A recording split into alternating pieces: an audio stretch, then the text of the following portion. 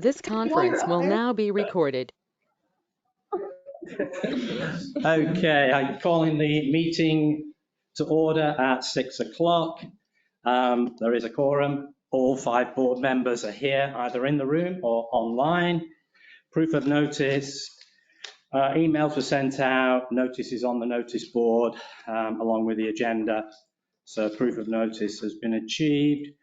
Past board meeting minutes to be approved from the last board meeting on December the 5th, and then the closed board meeting following December the 5th.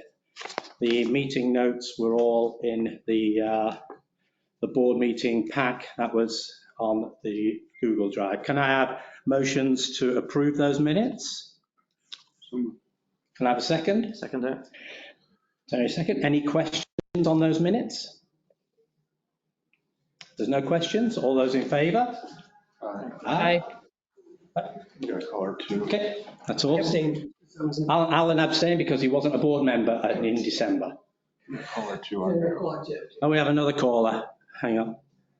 Caller 2, can you identify yourself, please? This is Luke Worley from ITS Group. Oh, hi, Luke. Do you want to put yourself on mute? Do you want to put yourself on mute, please, Luke, until we're ready for you? Yes, sir. Okay. And Bennett, can you put yourself on mute as well, please? Maybe not. Okay, then I'll move on to the next agenda item, which is the management report. Stephanie. Thank you very much. For those that don't know me, my name is Stephanie Taylor. I am the new Community Association Manager here at the Country Club. I did start on December 5th, so I've been here just over a month, and I did have a handover transition from TJ, so I am starting to hit the ground running and get to know the community, doing the drive, trying to familiarize myself. But I am not new to community management. I've been with First Service Residential for almost 4 years now, and I'm very excited to be here. And I have a lot of experience managing lifestyle-focused communities, so I think this is going to be a really good fit for all of us. So first thing, I did set up a generic inbox, an email address, so that homeowners will have one central location to send emails to. I'm going to send a communication out this week with the details on what that email address is. But if anybody here does want to write it down, it is just countryclubinfo.fl@fsresidential.com. I know that's long. Yep, it's countryclubinfo.fl@fsresidential.com. Residential.com. And I will send communication out later this week so that homeowners know where to send emails. Just a little bit of information. I ran some reports this month. So for the month of December, we had 218 call center inquiries that were made. That's the 24-hour call center that First Service has. Of those 218, 97 of them were escalated on site management. During the month of December, we had 2 homes that were sold and closed on. Violations are currently underway and are conducted on a weekly basis right now. One item that I've been trying to tackle and will be tackling is the street parking issue.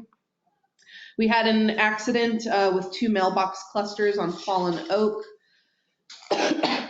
And we've already started the process of mailbox replacement in coordination with our vendor and the post office. We should have the replacement mailbox clusters within 5 to 7 business days. Until then, the post office has informed us that they're holding the mail for those homeowners at the Davenport Post Office on South Street, where they can pick their mail up. And our new landscaping company, United Land Services, is now on site. They have truly hit the ground running with a crew of 150 plus people on site for the first few weeks, getting things into shape. I know that they plan on being here for this board meeting, so I will let them speak on how things are going and what to expect. But so far, they've been very attentive, and we have received a lot of compliments. Lastly, we are going to put together a meet and greet for our homeowners so that they can officially meet me, put a name to the a face to the name. And during that, we'll also be doing a presentation for homeowners with important information, roles and responsibilities, what to expect, what the differences are between the country club and the master association. Just all of the hot topics, big questions that homeowners have, we'll try to address in the presentation. And I do plan on doing those presentations going forward on a quarterly basis for the community. That's it. Okay, thank you, Stephanie, and welcome. Thank you. One other announcement I have to make is that Keneal Mills, our general manager, has decided that she will look elsewhere for a future career. So she advised us a little while ago that she was exploring other opportunities, as a result of which her last day was Friday, January the 5th. We have interviewed 3 likely candidates for the role of general manager and have agreed on one particular individual who will be joining us in 2 weeks' time. So in 2 weeks' time, we'll have a new general manager. In the interim, Christina will be covering any gaps we may have between that period. The next point of the agenda is the committee reports. What I'd like to do is skip those for now, because I think we have a lot of old business and new business on the agenda that I'd like to get to before we start talking about the committee reports. So the first old business is technology. We do have ITS on the phone, but I know Ron Phillips wanted to just raise something whilst we have him in the room. So Ron, I don't know if you want to go through the discussion around the Washington palm trees, and if you do, can you come up to the mic, please? The what? We have United here. Okay. So if they want to go. Yes, after a review of the area, actually it's mostly in the first section that was built, which is brown roofs. There are many, many Washingtonians that are in the area, and they're going to grow to be 70 feet tall. Everybody knows that people last summer have had a lot of Washingtonians got hit, a few Washingtonians got hit, and they had damage at their homes. One homeowner had thousands of dollars of damage because of those trees. So what we're trying to do is to put together a package to remove, if not all, most of these. It would be at the owner's expense, and it's entirely up to the owner. But if we can do it, the more owners that we get to do it, the better it is for the price. The price will come down some. So I'm going to see if I can get somebody to put this on. You all have. Yes, we all have copies, yeah. Put this on the website, connection or whatever, so that everybody in the community can see it. Okay. Obviously, any changes in landscaping has to go through the ARC for approval. Correct. So if people did want to replace their Washington palms with something that doesn't grow to 70 feet tall, then they would need to go through the ARC to get that approval. Right. Which hopefully the ARC is on board with it. Yeah. We'll see. Well, okay, thank you, Ron. And whilst we're on the topic of landscaping, can somebody, whoever's got their phone not on mute, can you kind of mute your phone because we're hearing some background noise? Thank you. United are here. Would you like to come up and introduce yourself and just say a few things about what's happening with our community on your first week in the community? Thank you for inviting us. No, thank you. My name is John Borland. I'm the branch manager for United Land Services. I have with us Carrie She is the account manager for the property, and Brad, he's the regional manager. To give you kind of an update, we did have a good workforce on the property last week. We were primarily going through the property and straightening trees, doing a lot of bed detail and cleaning up the bed. And we started our mowing service at the tail end of the week. We still have a few trees throughout the property that need to be straightened. I believe there were 16 that need to be completely straightened. And there are at least a half dozen that need some specialty equipment to get them straight. And those will all be taken care of within the next couple of weeks. We started doing a lot of tree elevations throughout the community. We got a majority of it completed. There are still some areas that still need some tree elevations, primarily in North 1 and a little bit in North 2. We have to still do some elevation on the street trees for those neighborhoods as well. We started today doing a lot of lawn treatments. We're going to continue to do that throughout the entire week. We need to get a lot of the turf weeds under control, and with that application, we have a good potash supplement as well to help the root development of the turf. Carrie will kind of give you an update of what we have completed this week and what else we have on schedule for this week. Okay, all of the mowing was done in Club 3, and they mowed up here, and they started in Club 1. Tomorrow they will finish in Club 1 and go over to Club 2. What is Club 1 and 2? Club 1 is this neighborhood right here. Club 2. So let me explain. Club 1 is here, Dove Valley, the grey homes, the brown homes. Country Club 2 is as you go through Bunker, so you go past hole 14 on your right, 17 on your left, that's Country Club 2. Country Club 3 is Track K across West Side. Country Club 4 is north, your area. Country Club 5 is Fox Parcel on the other side. So those are the 5. We're trying to get away from Track K, Fox Parcel, North Pool, and trying to go to 1, 2, 3, 4, 5. That's how we're identifying it. So if we're speaking a foreign language to you, please just let us know.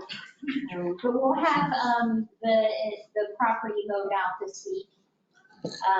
We're also, working with the guys, doing the lawn treatments. So we're kind of going in sequence with them. And then the tree elevations will begin next week. And any of the areas, there's just a couple of homes that didn't get trimmed out. We didn't forget about you. Those will get trimmed next week also. That was over close to Bunker. There were about 6 homes over there that will get trimmed out. I do have some sod that I'm looking at. There's about 70 homes that I had to go and check out, which was completed today.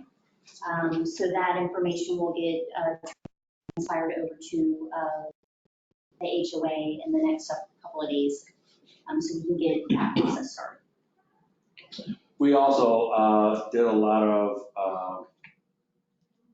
Roundup applications in the planting beds to kill a lot of the weeds. However, we didn't get through all of the property quite yet. We probably did about half the property last week. This Thursday, that's a lot of what's going to be focused on, is continuing on with the bed weeds and making sure that they're pulled and sprayed out. So we're really trying to prep the property for the mulch application, which will occur next month. We're hoping to have all the beds cleaned up, all the bushes pruned, everything sprayed, and then really the final touch is to come in and really do the mulching on the property. Yes, sir. Got a question. What about some of the areas where the mulch and the grass just started to overtake the mulch, and you went from a 4-foot wide section of mulch, and now you're down to a 1-foot wide section of mulch? Are we gonna push all that back out and then mulch? What we're focusing on is there are some areas like that, especially along the golf course sections, All of that, you'll see actually bed defined, about a foot off the white line of the golf course. We'll just follow that white line a foot in, we'll bed edge it, and then all that's going to be sprayed out prior. So we're basically redefining that bed to get it ready for the mulch. That'll be a mulch bed instead of Bermuda and a bunch of other grasses that are overtaken. It's gonna look ugly before it gets better. A little bit. Okay, well, I agree, and I appreciate it, but it looks really bad. On my hole in particular, the property where the mulch is set back 6 feet from where the out of bounds marker is. So you have the out of bounds marker, you have Bermuda grass, then you got the mulch. Okay. So is being the property of the owner, it goes all the way out to the out of bounds marker. Where are you guys gonna define the mulch bed in those particular? It really has to make some common sense. What we try to do is follow that out of bounds marker or that white line. However, there are some areas where the out of bounds continues to go straight and it looks like the Bermuda kind of goes up and into the beyond that out of bounds. We're going to actually follow that line and reestablish it. We'll leave that Bermuda and then actually reestablish those planting beds or that mulch bed. But we won't spray the whole thing out just to follow the white line. We're working very closely with the golf course superintendent as well. If we have any questions about the boundaries, we can speak to him and he was glad to help assist us. Okay. Hi, I'm Nicole Hughley and I live on Coquette Court. Last year with the other landscaping company, all the requests that I submitted were all approved, but none of the work was done and it still remains undone today. I have gigantic holes in the back of my yard that tractors have been stuck. Okay.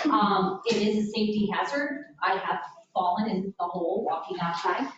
So that is my main priority. I've been told that it's going to be addressed. It's been since May of last year. Okay. And they can't mow the hill because they get stuck in the back because of those ruts. So no one's been mowing my yard. I've been doing it myself. And I don't want to mow grass anymore. I don't know. If we could actually receive your address, Yes. we'll go take a look at it. We'll check the records. Yes, there's anything plenty in of the records, and I was thinking, I have over 72 requests from down to her.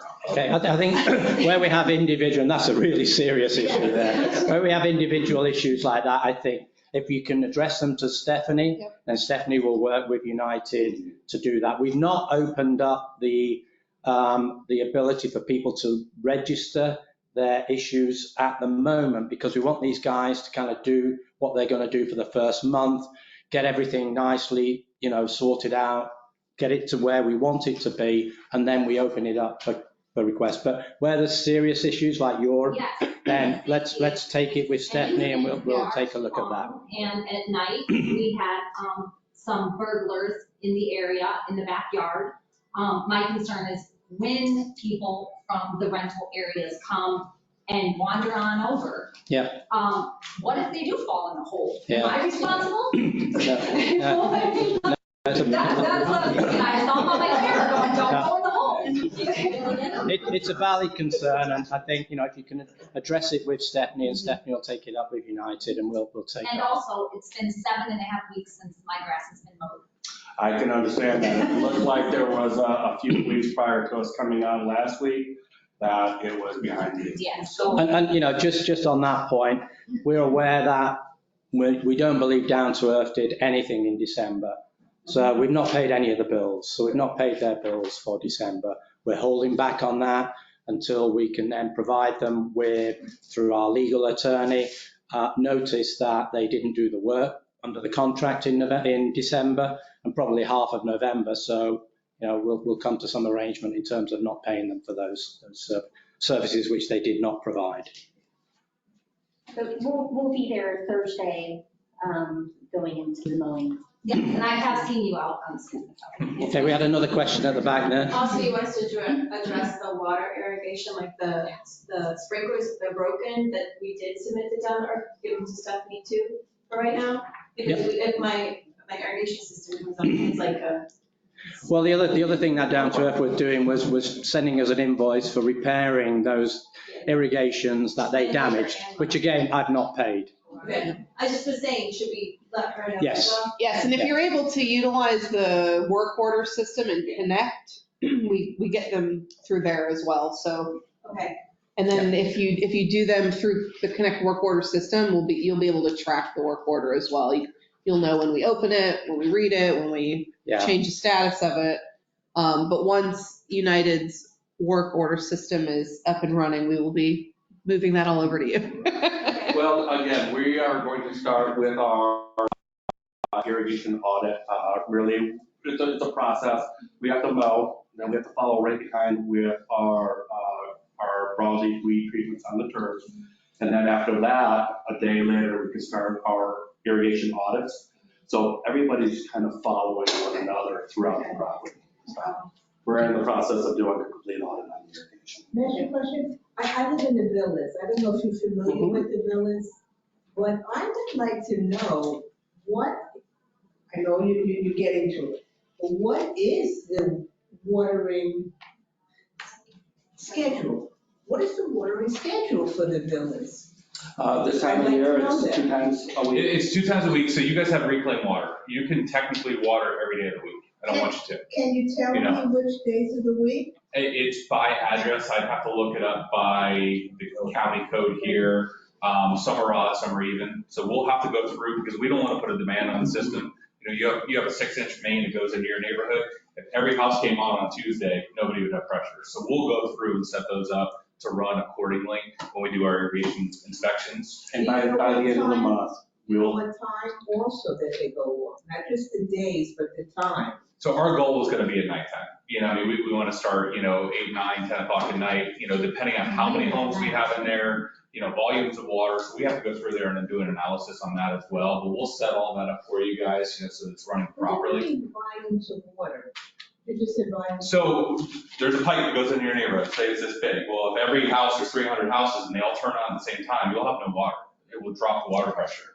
So we have to make sure that we're setting up only, say, 20 homes out of 300 to run at one time. So we'll systematically set that up. And only the villas have that problem? Homeowners don't have that problem? It's throughout the entire. Yeah, we have to just be cautious of that, as we set that system up. So within that inspection, we're going to be going through your irrigation timer. We're going to look at the run zones, say zones 1 through 4 that you have in your timer, how long those are running for. Currently, just in the initial inspections we've done, just a spot test here and there, they're running too long. You have a lot of dollar weed on the property, which is an indication of too much water, especially with how dry we've been. The yards are wet, so we'll adjust those down. We want to prevent weeds. We don't want to keep going out there spraying. So, we'll put our hands in the clock. Make sure it's set up for you. I'm just curious, how long do those sprinklers go on for? Or should they go on for? 10 to 20 minutes per zone, depending on what type of head it is. Rotors could be 30 to 40 minutes. So it really just depends. And the time of year. Yeah. It really dictates that. And what we plan to do in like 3 weeks, 4 weeks time is bring these guys back so that they've had a month to kind of work through the community, work out some of the issues, and then come back and give us a review of what they think still needs to be done or what they've achieved in that month's period. It does look very nice. We're not quitting. Everything does look very nice. The edging. We're getting there. One more question over here. Is there a system to pick up the outstanding work orders that were deep down to earth? And after that, some requests that have been submitted to the HOA office, and they said when your system is up and running, they'll put it in there. We are working with Stephanie on receiving those work orders. Those are the first ones that we're going to address. When will your system be up and running? Do you have any idea? I would say by the end of this month, we'll have it up and running 100%. Okay, so then we don't have to resubmit what's in the system, you'll pick it up automatically. If it's already in the system, we are picking those up. As long as we are aware of it. Now, if you've submitted something into Down to Earth's system, I can't guarantee that we know about it. So if you The only. latest ones were to the receptionist of the HOA? Yeah, if you put it through like the front desk, or you called in, or you put it in through Connect, something like that, then we have it. But if you only submitted it to the down to earth work order system, chances are we do not have it. I mean, the goal with that and delaying it is, let's just say we have 100 work orders. 60 of them could be just standard maintenance items, fix this head, trim this, do this. So we're hoping in that first 30-day period, we correct these items for our contract. Those kind of go to the wayside. We can then look at those 40 other items that were, hey, I need a palm replaced, or I need holes fixed in my yard, things of that nature. So that's the ultimate goal. So she's not overwhelmed, we're not overwhelmed. And again, I think what we're trying to do in these next couple weeks is just complete correct property, as best we possibly can.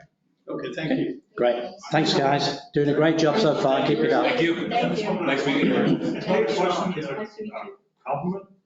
You folks had sent your employees out to my house, I guess it was Friday evening or so. You dressed the beds. I mean, those men and women that came, they did a fabulous job. They're still out there working. The sun had gone down, it's already dark, and I still, they're still working. Well, This is what they have to go home. we hope that they're following you after dark, No, but no, it was a no. lot, there was a When lot I of said work they to be came done. on my property, I've been mowing, that's why I have headlights on the mower. So I was doing it. Well, I didn't ever see anybody else do that before, and never here, that's for sure. That's They great. did suck. Thank you all. They did a great job. Good start. Good start, guys. Keep it up. Thank you. Thank you. Enjoy your meeting. Thank Thanks, you. guys. Okay, we have Luke on from ITS. Luke, we've got a couple of proposals on the technology side that we need to go through. Is that something you can talk us through? We have the firewall renewal. We have the Meraki switch and Wi-Fi license renewal, and the Dell equipment warranty refresh. Luke? You may have done. You're on mute, I think. Can you unmute caller two? I think he's caller two, Neil. Ah, we're coming, we're coming. He's a caller, right? So Yeah.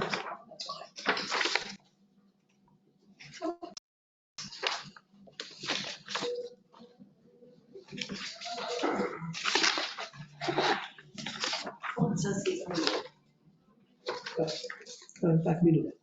Keep him away. How do you unmute? See there, otherwise we can move on to another topic. Oh, I think he can now unmute himself. But I don't know if he can on his phone.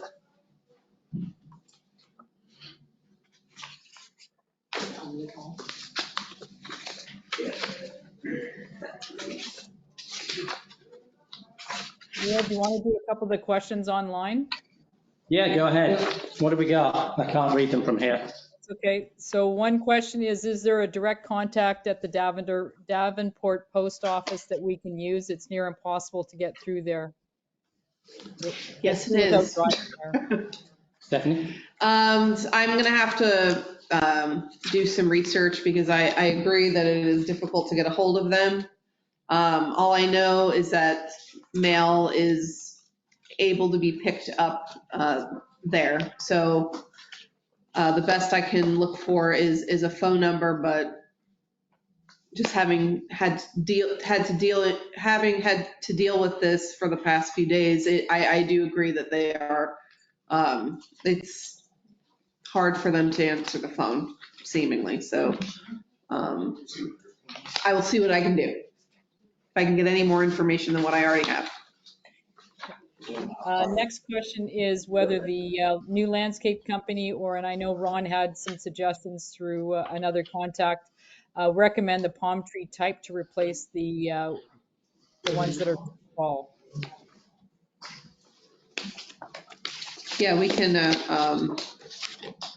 ask them to look into that for us. And if we had a ticket with Down to Earth that was never addressed, how do we put it into the new company? I think emergencies, like the one that was explained earlier, should go to Stephanie, and then we'll get people connected up into their system in due course. Is that correct? Yes. Another one here is I had 2 incorrect trees that Lennar installed in my house that was built.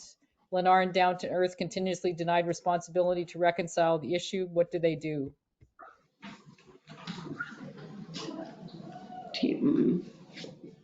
Do we know, did Lennar, do they warranty anything with lawns? Yeah. Nope. I don't have an answer for that at the moment. So, Nicole, I think what we should do is maybe we'll take that offline and we can maybe send a note or get in touch with Stephanie and we'll help work with Stephanie to try and address what the next steps would be. One more thing is what happened to the emails sent to Keneal. Christina, I don't know if you have Keneal's email access or what's happening there. I do, yes, and we have a team going through those. Thank you. And will there be time for technology-related questions not related to the topics just mentioned? I think we can probably have a technology discussion when we have access to Luke and the team there, I would say. Neil? Yeah, Luke, can you sign out and sign back in again? I think that's part of the problem. So while we're waiting for that to happen, let's move on to the new business. So on the new business agenda, we have notification, emergency approval of mailbox damage. That's just for notification only, which you covered in your management summary. Fee waiver policy. So can we talk about the fee waiver policy?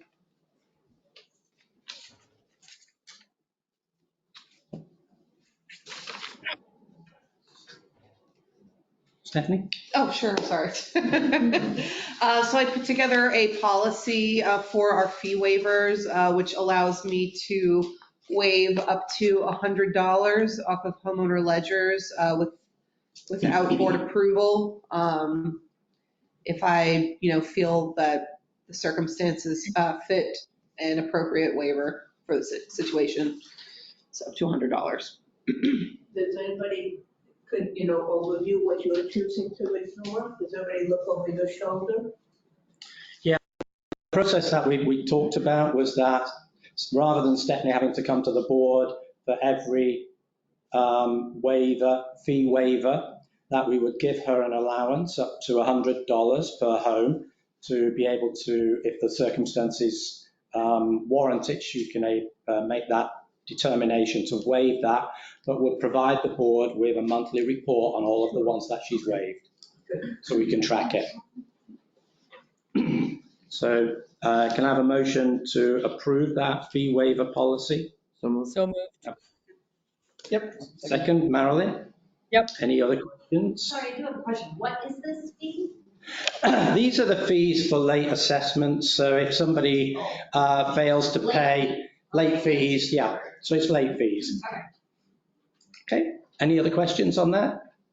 No? All those in favour? Aye. It's unanimous.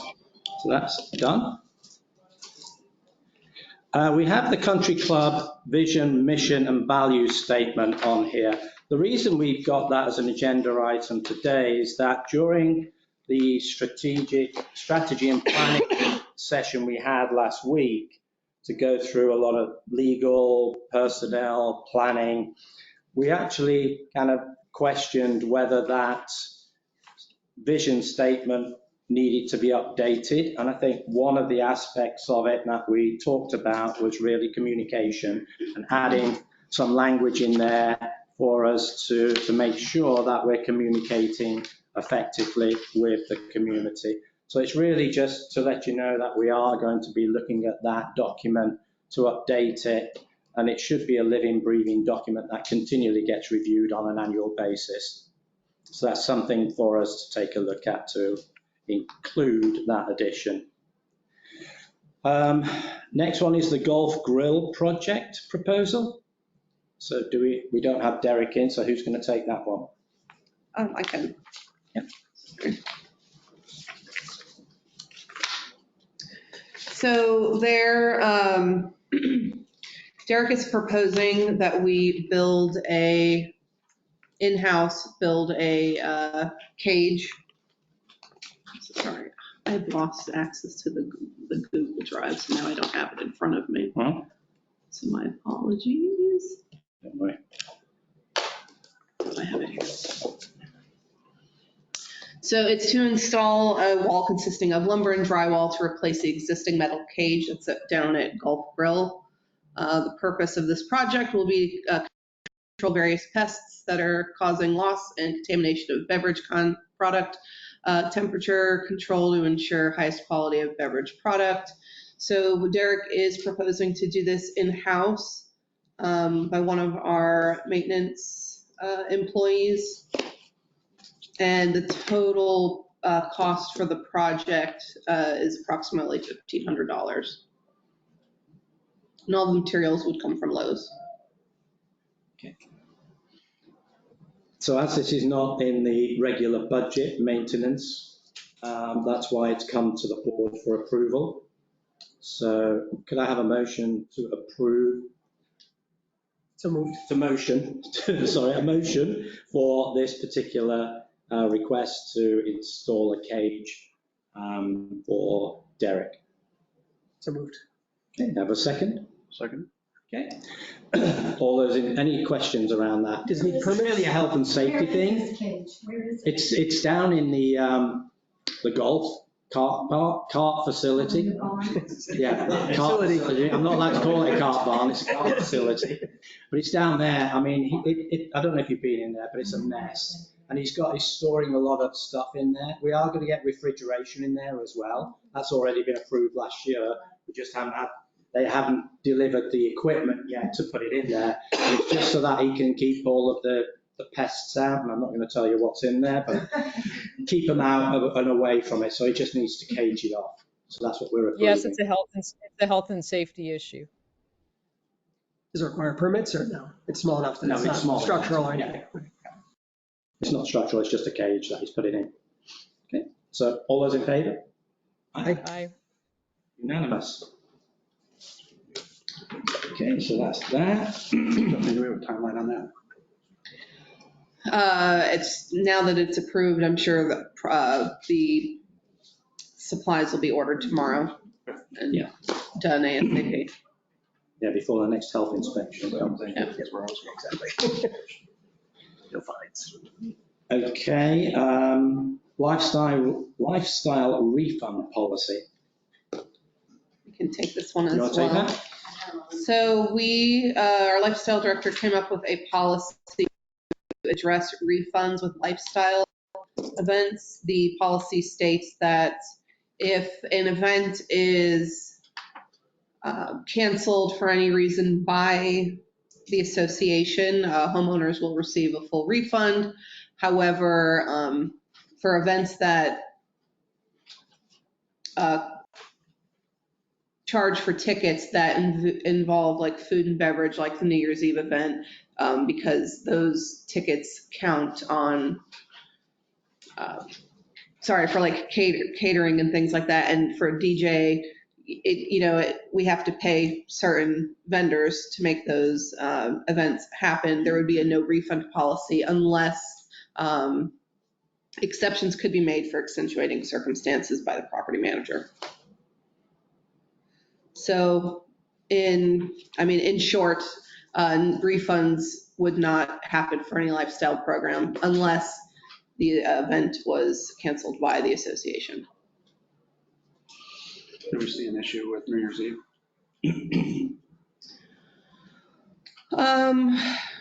What's driving this request?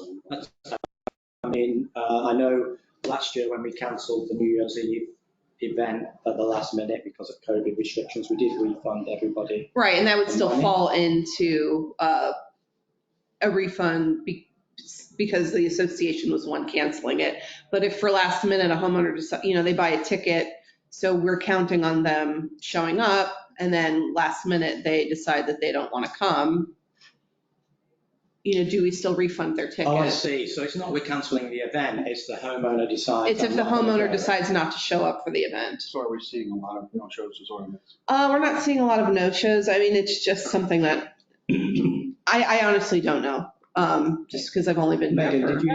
We don't have a policy, and we need to have it typically no refunds unless the association cancels the event. I think, it's also, we want people to be ticketed and make sure we know how many are coming on the same time in terms of the numbers to plan for.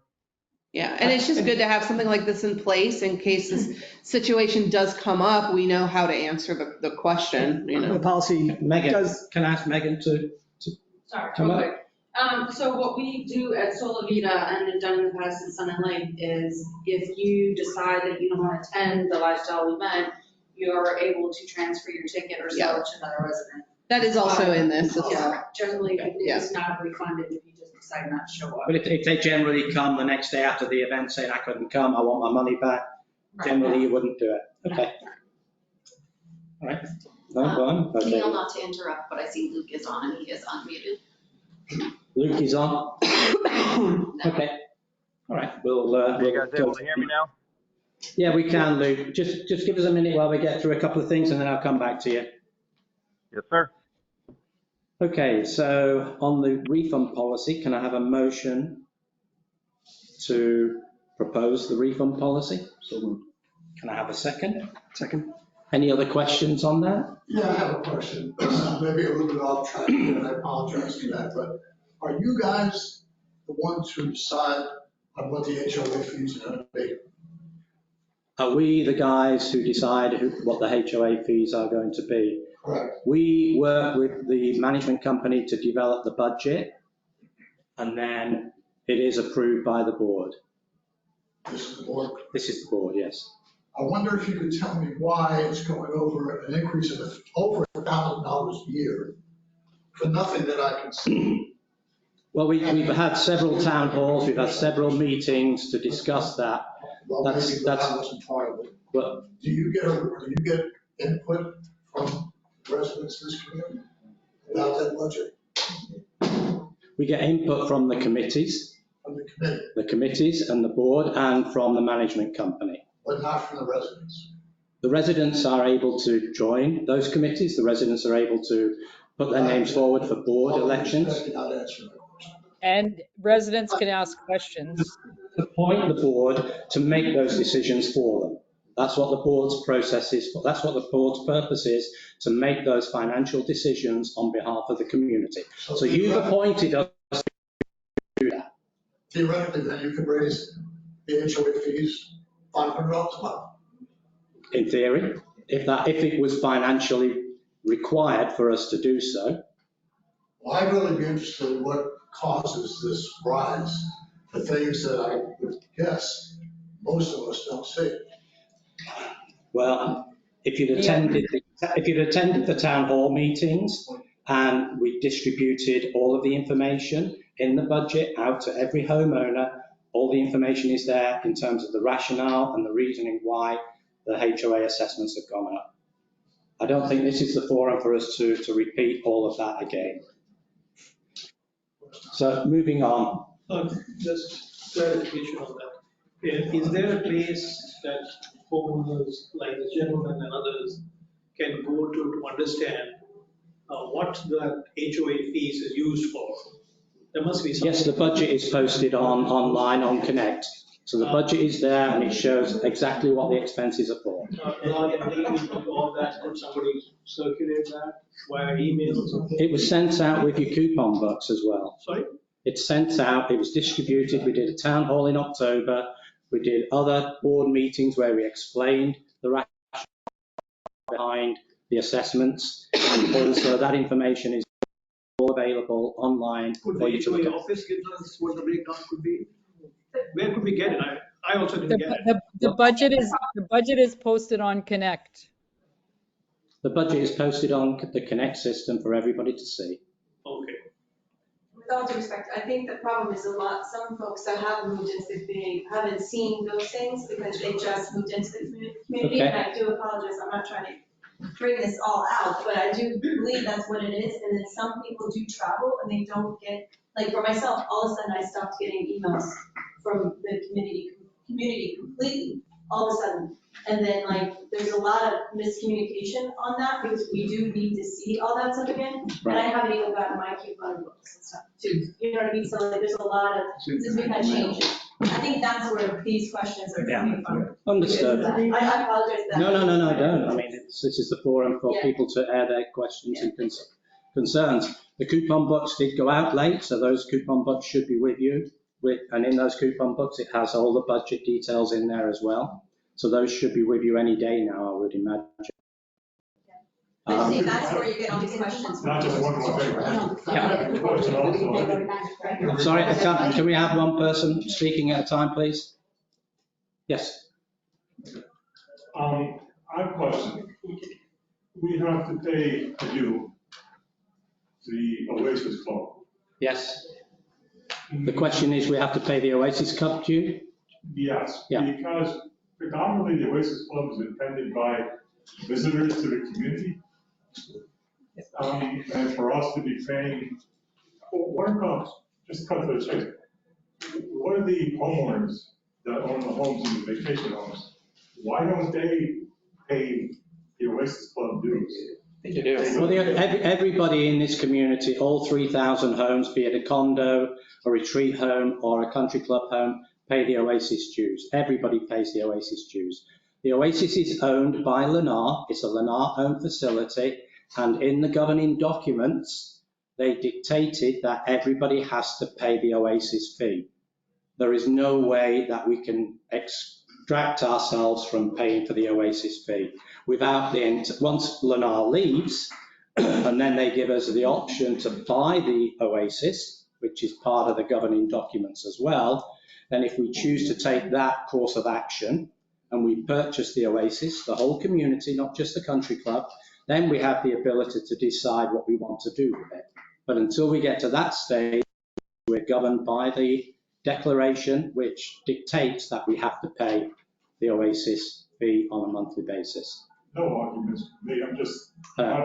Hey, I never use the place. I would like to not have to pay it either. I never use it. Every month I send, well, it was six, whatever it is, it's going to be in the future. It will be $90. I never go there. It will be $90 for this year. $90 never even go there. I know, I share your frustration. For somebody else to go sit in the lazy river. I know, I share your frustration. I have Okay. a question. Move on. Wait, we got a motion on the floor that we should finish up. We're getting off track. We are. So the motion on the floor is for the refund policy of the lifestyle. So did we have we motioned it, so we have to vote. Okay, all those in favour? Right, approved. Okay, moving on. As I say, we've got a lot to get through, and I'm not sure we're going to get through it all. We want to go back to the ITS. Luke. So Luke, we have 3 proposals from a technology perspective for the board to review tonight. One is, let me just get those, let me go through them.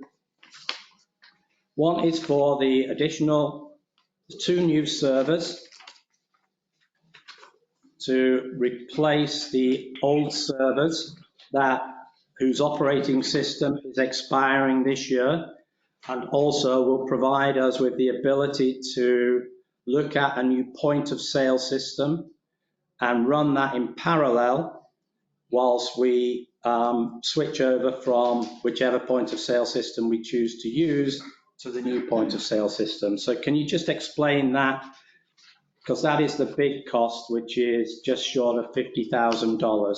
Can you explain that for the committee, the board, and also for everybody who's in the room and online? Yep.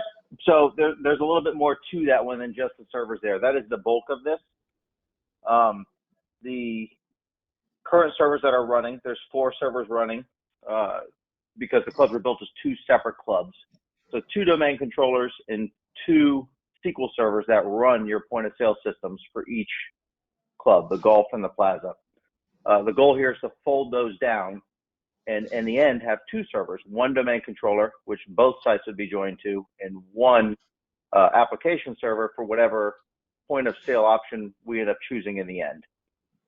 The only way to install a new point of sale system onto a server would be to, one, wipe out one of the ones you have now, which would eliminate that club from operating anymore, or install a new server, at which time we can run them simultaneously next to each other.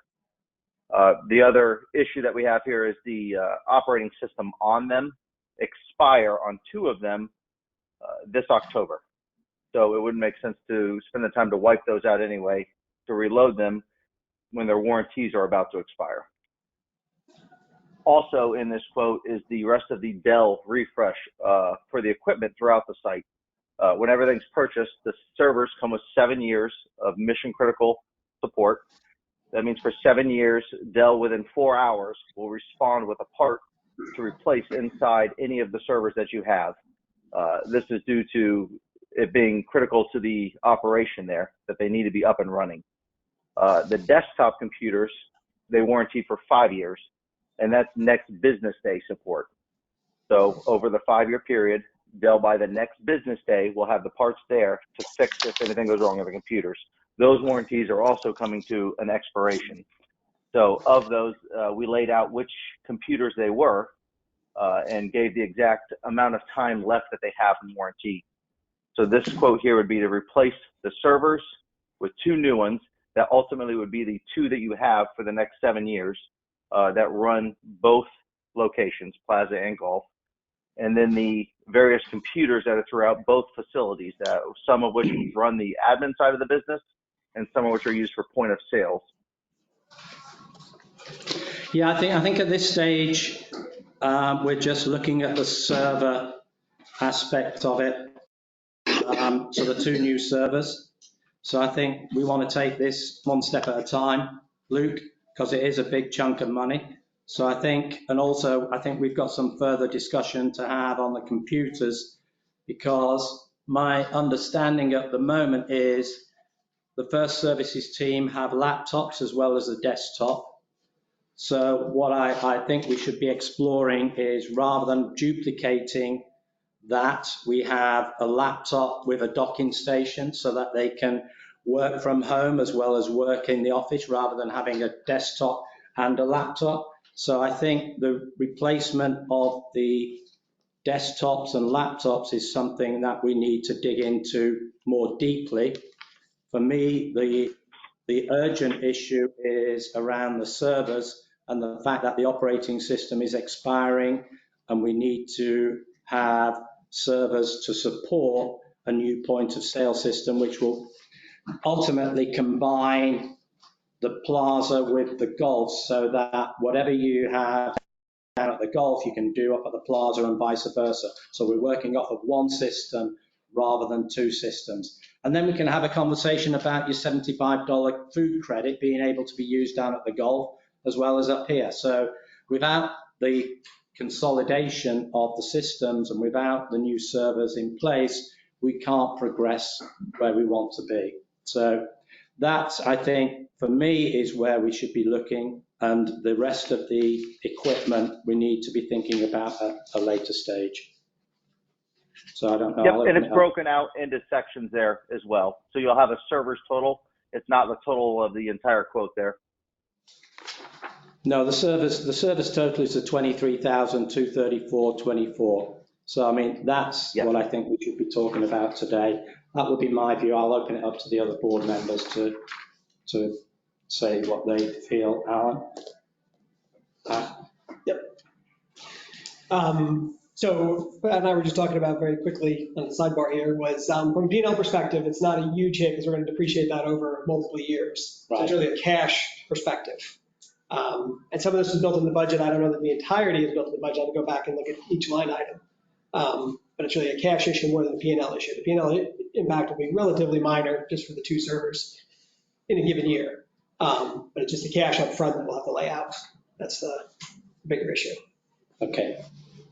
But that said, I don't know we have many options, right? Because it's going to expire. We're not going to have warranty. So, and this is our point of sale system, which drives all our revenue. And if we lose the Golf revenue, the Plaza revenue, your fees will be impacted by that as well. So, And the reason we're trying to talk about it now is because with everything, supply chain, in terms of getting these servers ordered, getting them installed, going through a review of the point of sale system with other providers is going to take us time. And these run out in October. So what we'd like to do is start the process of get the servers, then we can start to look at the providers and start to make sure that by the middle of the year, we're in good shape. So that's really what's driving it. right, time together. I mean, I think it'll be an expenditure this year anyway, so it really doesn't matter, from that perspective. So, I mean, unless there's any question, can I have a motion? Well, we can do the motion first and then we can do the questions. Can I have a motion? I'm going to caveat it, a motion just to support the purchase of the 2 servers rather than the broader proposal that's in here. So moved. Could I have a second? Second. Thank you, Terry. Now I'll open it up to questions. Gary? Did anybody contact Mark Williams, as was suggested, who's an expert in this area, who's a resident of this community? So that's on the collections that's the side. collection side of it. No, he's also. No, we contacted Russ Oliver, who's also an expert on this, and Russ has had a look at this. Mark. And also we had Peter Lightburn and Dan Moran, who are also technology experts, have a look at this as well and sit in with us on the meeting with ITS. Neil, there's a couple of questions online. One is, what is the plan for a backup system for those servers? Luke, And are do you these want to cloud-based systems or on premises? Luke, can you answer those 2 questions? Yeah, so the servers are not going to be on-prem. They're in the Tampa data center. They were put there, a project we finished up at the end of last year, where they stay. And there's not redundancy in them due to them having 4-hour mission critical support. I don't feel it's worth it to buy a backup of them when we can get parts within 4 hours to fix anything that goes down on them. It is an option, but that wouldn't be my recommendation. Okay. Any other questions? So a motion to approve that. All those in favour? Aye. Aye. So that's Aye. purely for the server. So that's approved purely for the servers. Neil, the other issue is, it's been on the table for several months, is we moved our data, material, equipment down to, I think you just mentioned to the Tampa. Tampa. What protection do we have if that data, equipment is damaged? What protection are they providing us if that data gets released? Is there a contract? Is there a hold harmless? Luke, do you want to address that? The question was, what protection do we have at the data center to protect, one, the hardware and our data? So the data center itself, the equipment's sitting up on the 10th floor in a hardened facility. It's also a location where all the major carriers throughout the state of Florida are. The building itself is full of fire suppressant as well as backup generators that are actually up on the roof to prevent any issues of flooding and such. The data itself is backed up nightly in the Tampa data center and then also replicated off-site into a cloud. So we have it in a separate location no matter what, where we can spin up servers in the event of a catastrophe. We can spin them up in another data center to get you guys operational again. Luke, the second part of that question was breach. So if, owner data, and again, it might be private, confidential, if that's breached, what protections do we have from the data center or the operators? You broke up on part of that. Something about owner data? Yeah, so if there's a breach, if there's a hack or something, are we held harmless? What is the risk to the organization if there's a data breach? I believe, and Neil, you can correct me on this, there was a cyber insurance. I know there was paperwork we filled out for it. I don't know where that ended after we filled everything out on that. Now, the insurance is due for renewal in February. The cyber cover is part of that insurance request. But that's putting it on an obligation on us. That's not talking about them providing coverage to us. So Luke, if the breach was proved to be the data center's fault, what responsibility do they have? The data center itself is just housing it. We manage the data, the network itself that's inside of it. So what are they providing us? So Luke, you have insurance coverage for any Yes, data ITS breaches that itself may has, be your responsibility? yes, ITS itself is insured, and then the community, you guys have your cyber insurance on it as well. Okay, does that answer your question? Well, it seems like there should be a contract to clarify. Sounds like we should be getting a certificate of insurance. Sounds like we should be verifying what limits they carry. Yeah, we do have a contract We with do have a ITS, contract. certainly. We do have a contract with ITS. I believe they've given us their insurance policy as well, but I'd have to check on that. Yes, that is correct. Yep. Alan, can I ask you a question? Sure. How come everything isn't in the cloud? So there's a lot of misconceptions about the cloud, right? Because the cloud just means hardware that somebody else owns, right? So technically, I could argue we are in the cloud because we're now in a data center that is not on site, on-prem. Like if you think about where we were, we had a closet back there with no air conditioning and 85 degrees on a daily basis, water sprinklers above. So we were at risk of losing our whole operation if something happened. So you could argue we are in the cloud. Now, there's a slight difference because we still own the hardware. So technically a cloud or, a sort of a solution where somebody's providing the software and the hardware is just that somebody else is owning that, right? So with that, they still have to buy the hardware. They just charge you on a monthly basis or a fee. So it's not really that this cloud is this great magical, solution necessarily. There's still hardware, there's still software, there's still somebody managing it, et cetera. And then if you are in the cloud, so like as we look at point of sale systems, some of them offer I won't call it on premise, but like you can load it onto your machine, or you can have a software as a service, kind of a cloud. Now you're dependent upon what are their turnaround times, what are their support. If they say we'll get to you within 2 business days, that's not going to be very good for our operation. So again, the cloud is really just somebody else owning the hardware, but we've gone most of the way there because we have it in a data center, so we have all the protections, the redundancies, the fire suppression. We've got backups that if that site somehow blows up, we can turn around to another site and they can basically get us back up and running.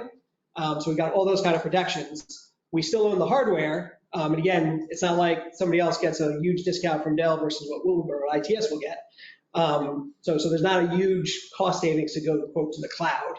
And the other thing that's really good, and you sit in these meetings and you learn a lot, is we've got a dedicated line. So we're not dependent upon the internet, right? We all know, like with Spectrum and other things go out, and imagine, if you're out for a couple hours, we've got a dedicated line. I think they used to call it T1 lines, but I think they're more sophisticated now. That basically connects us to the Tampa data center. So we're not relying on the internet out there that everybody else is using and sometimes changes, the bandwidth depending on usage. So we fixed the problem of not having it on site here and gotten all the redundancies in Tampa. So we're making good strides, but our hardware is now aged because it was put in here in 2014. Thank you. Yep. Okay, thanks, Alan. Sure.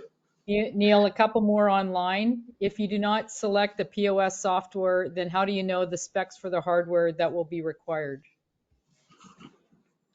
Okay, good question. Luke? For that, there's really, when it comes to the point of sale systems, there's only a handful of players that do this. There's really 3 or 4 companies out there, and they all have the same exact spec. And we're looking at least at 2 or 3 of those. 2 or 3. Jonas being the system that First Services are already familiar with. There's 4Ts, which our golf professionals are very familiar with. And then the existing system, which we already have, the Easy Suites, although I think they've done enough harm to themselves not to be very favorably considered. But it may be worth just having a look at them as a comparison anyway. Okay, that was. Rella, other questions, or is that it? Is there a long-term disaster recovery plan in place for the servers in Tampa in case we have another Ian? Luke, yep, so that's what you just reiterate that? Luke? I think that's the daily backup or regular backup in the cloud as well Yes. as the backup of the servers in the building, correct? Yep. The facility itself being hardened, if it was a major disaster where the data center itself went down, we had the ability with the backups being offloaded to the cloud every night to spin them up in that cloud environment, which is another data center, and get you guys operational again. Okay. Any other questions, Marilyn, online? No, are we using SWS? And the answer is yes. We're looking at a proposal to maybe change some of the service from SWS to something else. And then one question I'm not quite understanding, does the protection protect the individual from any loss? I'm assuming in terms of a data breach. I'm not quite sure what the question is. So if Doug, you want to clarify that, we can maybe come back to it. Over to you, Neil. Okay, a couple more on the ITS side before we ask Luke to hang up. The second question, or the second proposal, Luke, is for renewing the Meraki switching and Wi-Fi. Can you talk, and that's a cost of $7,819.97. Can you advise us why we need to be renewing that? Yep, this is the licensing and support software from Meraki. Cisco Meraki is what we use for all the switching and Wi-Fi at your facility. So this is the licensing to be able to continue to use it, as well as the support that comes with it and gives it its warranty. We've had several lightning strikes there over the last few years where with this support, they just replaced the switches for us instead of having to buy new ones every single time, as well as needing this licensing to continue to use the product. So the original equipment was bought with 5 years worth of licensing. We've hit the 5-year period, and it's time now to renew them for another 5 years. Okay. Can I have a motion for this proposal, please? So moved. Have a second? Second. Okay. Any questions on that one? I actually do have questions. Yeah, hi. I'm not an IT person. If all of this is to run revenue, is this also to provide safety, Wi-Fi, cameras? Does that include this IT section? There's a couple of different aspects to it. This is to run basically our back office system. So the point of sale system, all of the membership accounts, all of that data that we need to run the community, as well as the Wi-Fi. So the Wi-Fi, community Wi-Fi in terms of here at the plaza and down at the golf club is included in that. The security system is still run by SWS. That's the next. Once we've got through this bit, we want to be talking to ITS about looking at how they can take that on, because I think it would be better to have all of that with one provider rather than having separate providers. Well, so the security will be separate. Here. I love that we all want to make money and keep revenue coming, but nothing is more important than everybody's safety here. And the Wi-Fi and the cameras and the security, that is my main concern, which, Yeah, no, and we take your point, and that's something we are looking for these guys to help us. Sorry to ask questions, I'm unaware of how that all works. No, that's okay.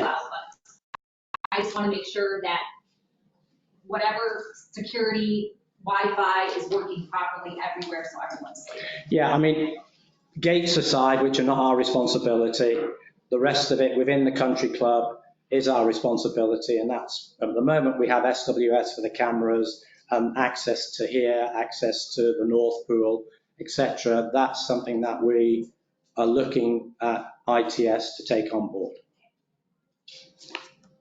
Okay. I'm sorry, so does that mean we don't have? Oh, we do have it. It's just run by Southeast Wiring Services as opposed to ITS. We do have it. It's run by a different vendor. Okay.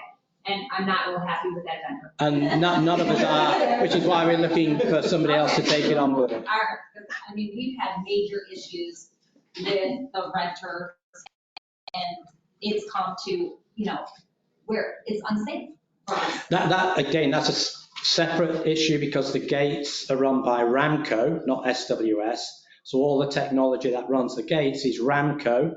which is managed by the Master Association, not the country club. I'm not abdicating responsibility, it's just we don't have any control over it until the master turns over, and hopefully they will elect a board that will review that and do something about it. Our home alarms go on and off by themselves. Oh, mine does as well. Yeah. And like, it worked fine before we left. It did until we had the new equipment in. Then about 3 months ago, it sets itself at 7 o'clock at night. Yeah. And sets itself again at 7:30 in the morning. I don't know. I haven't had a chance to call SWS on mine.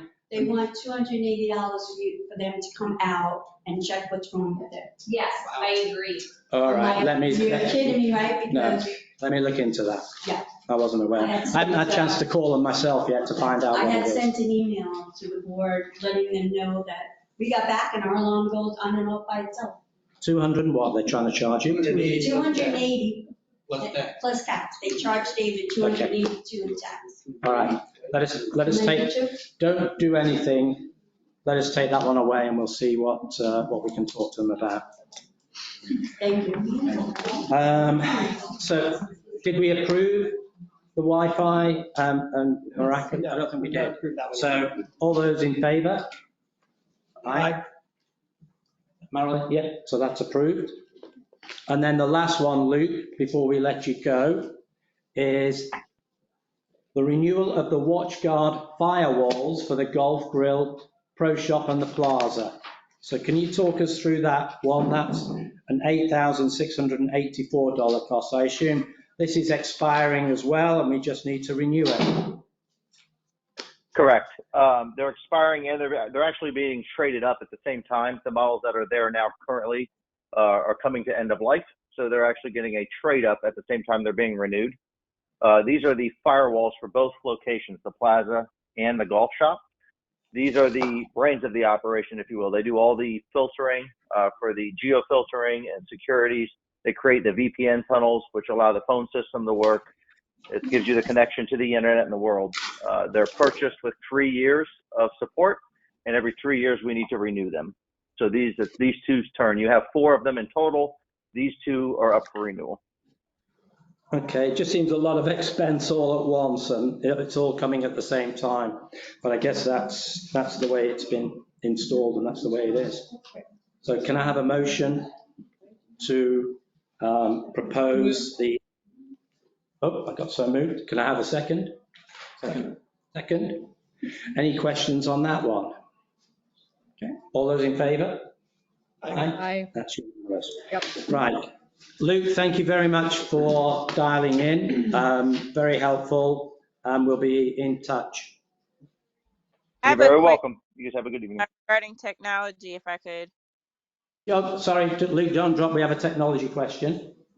Hi, sorry. Okay. Yeah, this is Alicia. I just recently purchased, and I was curious if there were any plans to build a UI for the owners to have one centralized location to pay all bills, find out community announcements about all of the amenities, because it is quite frustrating to have to go to like 50 different websites and things like that, because we wouldn't necessarily have to touch their stuff. It would just be a UI to point us in the right direction, the landing page for payment, if that makes sense.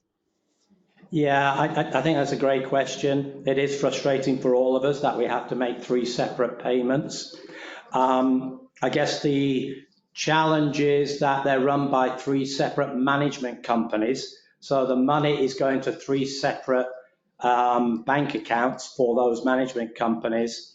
If First Services was running all aspects of the community, then I suspect then it would be a much smoother process to make those payments. Until, or if we get to that stage, unfortunately, that's going to continue to be a challenge. Alan, I don't know if you've got any thoughts. Yeah, I mean, I've actually got a graphic. I don't think I'll have time to show it tonight, but think of it in terms of, 3 separate companies. So like Spectrum, Duke Energy, and Toho, right? All a customer, or I'm a customer of theirs, but one provides electricity, one provides water irrigation, one provides internet, cable TV.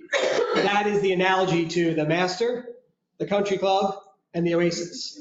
Different boards, different legal entities, so recognized by Florida, IRS, et cetera, as a different legal entity, different board of directors with different missions, visions, goals. So the Oasis Club, as Neil mentioned earlier, run entirely by Lennar. They probably have a goal purely to maximize profit, right? And then ultimately sell that for as much as they can in 2 to 5 years, whenever the retreat turns over and they put it up for us as a community of 3,000 units to buy it, or if we don't buy it, they'll sell it to Marriott or somebody else to run it as a resort type community. But separate legal entity, and none of us have any sway. I don't think anybody in the Oasis knows that we're even board members. So like I haven't got my coupon book. I haven't actually never got the email from the Oasis Club saying there was a new management company. So all that is as news to me on the board as it is probably to every other owner. And then the master, same thing. Now the master will turn over, and then there'll be a new board. We'll have some influence. I think we'll probably end up with 2 seats out of either 7 or 15 still to be decided. But again, that will be a minority interest because the retreat will have a couple of seats, the condos will have a couple of seats, and there'll be an at-large seat. So again, but right now, the master is also controlled by Lennar. They have 2 board members, and there's 1 at-large board member. But again, that one at-large board member can scream or vote however they want. They'll always get overruled by the 2 Lennar board members. So yes, ideally, it would be nice to have that sort of common interface, but it'd be like trying to get Duke, Toho, and Spectrum to agree to a similar kind of website that you could go and do everything with those entities. That's kind of the way to think about it. But, yes. Just a quick suggestion, because it took me a year to figure out what you just said. If, like, when a new homeowner commits for services, if that could be part of a brief, that when you do that first town hall you're talking about. Can I answer real quick? I think there's just a lot of homeowners that just don't understand it. Hey, Matt, Once I figured it out, piece of cake. Matt, we're actually working on that with the Cool. communications thing. Javier and also FSR, we're doing charters on that. And I have the new welcome aboard, we'll call it welcome aboard like I'm in the Navy, welcome aboard package. So when they come in, everybody's going to know all the specifics. So everybody will have a clear, complete mutual understanding of everything that's going on in Champions Gate. Outstanding. And I got a visual, I got a graph that kind of walks through that, because again, to take that further, 3 separate management companies as well, not only 3 separate boards, 3 separate management companies. So, you know, there's a lot of confusion, and then different stages of turnover. We've obviously turned over to an owner board. Master is supposed to do that early 2023. Retreat, which is not even in our purview, but the Oasis, again, it won't be a turnover, it'll be a sale or the right of first refusal kind of approach. So again, we can put those graphics either on the website or next board meeting, I'll present them. And just so, again, I think it's a good reminder for people who attend these, you know, some board meetings, but not all, or new to the community, and we can add it to the welcome packet or come up with another creative way to describe it. Right. Thank you. All right, I know we're behind on our list of items to get through tonight. The sponsorship program. I can handle it. Can you take that, Ted? Yeah, we actually had a question online. Doug asked, why is a board member on their phone? Doug, just to let you know, all of my documents are on my phone. So you'll see people with computers and papers. I have 1 sheet of paper, and then everything we're talking about is chronologically in order. So that's why I have my phone here. So, and I constantly refresh it. So. And if he was referring to me, I was just sending a text message to the attorney to say our closed board meeting is not starting at 7 o'clock, rather than incur any fees from the attorney while she's on the line. So that was the reason I was on the phone. Real quick, Champ, we have so many people who are small business owners in the community, and we want them to be able to promote within the community. So one way we can do it, we have the Champion newsletter. We can do half pages. We can do full pages. They're also going to be able to advertise at the plaza on the TVs and also the golf course on the TVs also. So there'll be options. Like if you just want to do the newsletter, you can do a half page, you do a full page, or you can add in and say you want to do the golf course and the plaza. So you can do 3 months, you can do 6 months, you can do 12 months. There's a bunch of different options. And then the activities committee, every time we do like a major event here, where a business is going to have an option so they can sponsor that event. So we can do a full sponsorship or a partial sponsorship. And again, when the event first comes out, we will actually sponsor and promote that business until the event happens. So, you know, you could bring like koozies. And if anybody remember the Memorial Golf Tournament? That was separate from the HOA. That was something that we did for the beautification.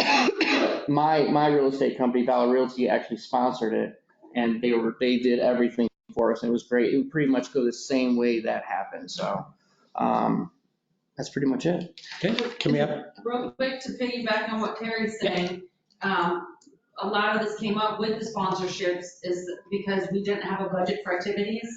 And now that we do have a budget this year for activities, part of the sponsorship money for these events and such will cover the cost so that we can have these great events.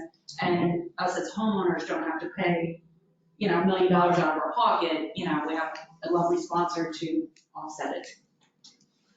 great, thank you, Megan. And we have done this once with Advent Health, and you'll have seen something come out recently about a session, I think next Friday, when they're coming in, bringing their experts in to talk to us about getting old. So, and they've given us sponsorship money for their ability to do that. It's just we haven't had the opportunity until now to actually expand on that. So I think it's great. That's good too. Okay, so we need a motion to approve that, to propose that, I should say. So moved. Okay, we have a second? Second. Any other questions? Otherwise, all those in favour? Aye. Aye. That's unanimous. That's done. We've got management laptop proposal. Can we put that on hold? Because I want to go into more detail about laptop versus docking stations versus desktop. Yep. I don't see why we've got a desktop and a laptop. That just, to me, Agreed. duplicates it. Yep. Both cost and administration. Wine display case proposal. So do you want to talk through this one, please, Stephanie? Yes. So this is another proposal by our F&B director, Derek. The objective of this proposal is to create additional storage for wine in a guest-facing environment, enabling more sales and better, safer storage for the wine. The background is that the wine is currently being stored in a retail closet. Converting the storage to a front-facing location will provide better storage and promote more sales by being visible in the dining room. So he did get 3 proposals, and he is proposing that we go with the cabinet from Wine Enthusiast for $1,195. Can I ask a stupid question, but I'll ask it anyway. What's wrong with the wine cabinet we've already got? I know it's not chilled and it's red wine only, but... So this one that he's proposing stores up to 120 bottles. Okay. So it's also going to just clear out some other area, wherever the wine is now being stored, it's going to clear out that area. But where in the plaza is he planning to put it? That I don't know. Do you know? Because, I mean, we're restricted on space as it is. And is this chilled then? I'm sorry. Is this cabinet chilled? I don't believe so. I don't believe so. I don't think it's even chilled.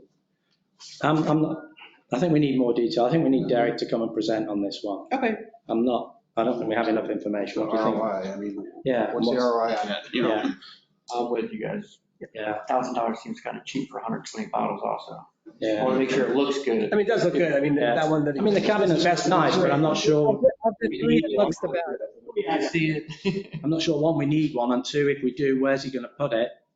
And if it's not chilled, what's the point if you can't put chilled wine in there as well? I don't know. I think we should hold that one back. Okay. Okay.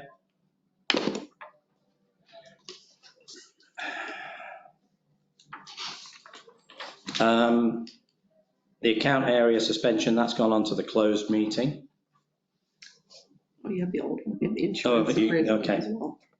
Then, okay. Insurance appraisal. Well, we've got a couple of others, which I think we want the pickleball. Yeah. Mm-hmm. Matt? So can we do the pickleball nets, Matt? Yeah, Matt's here to talk about it.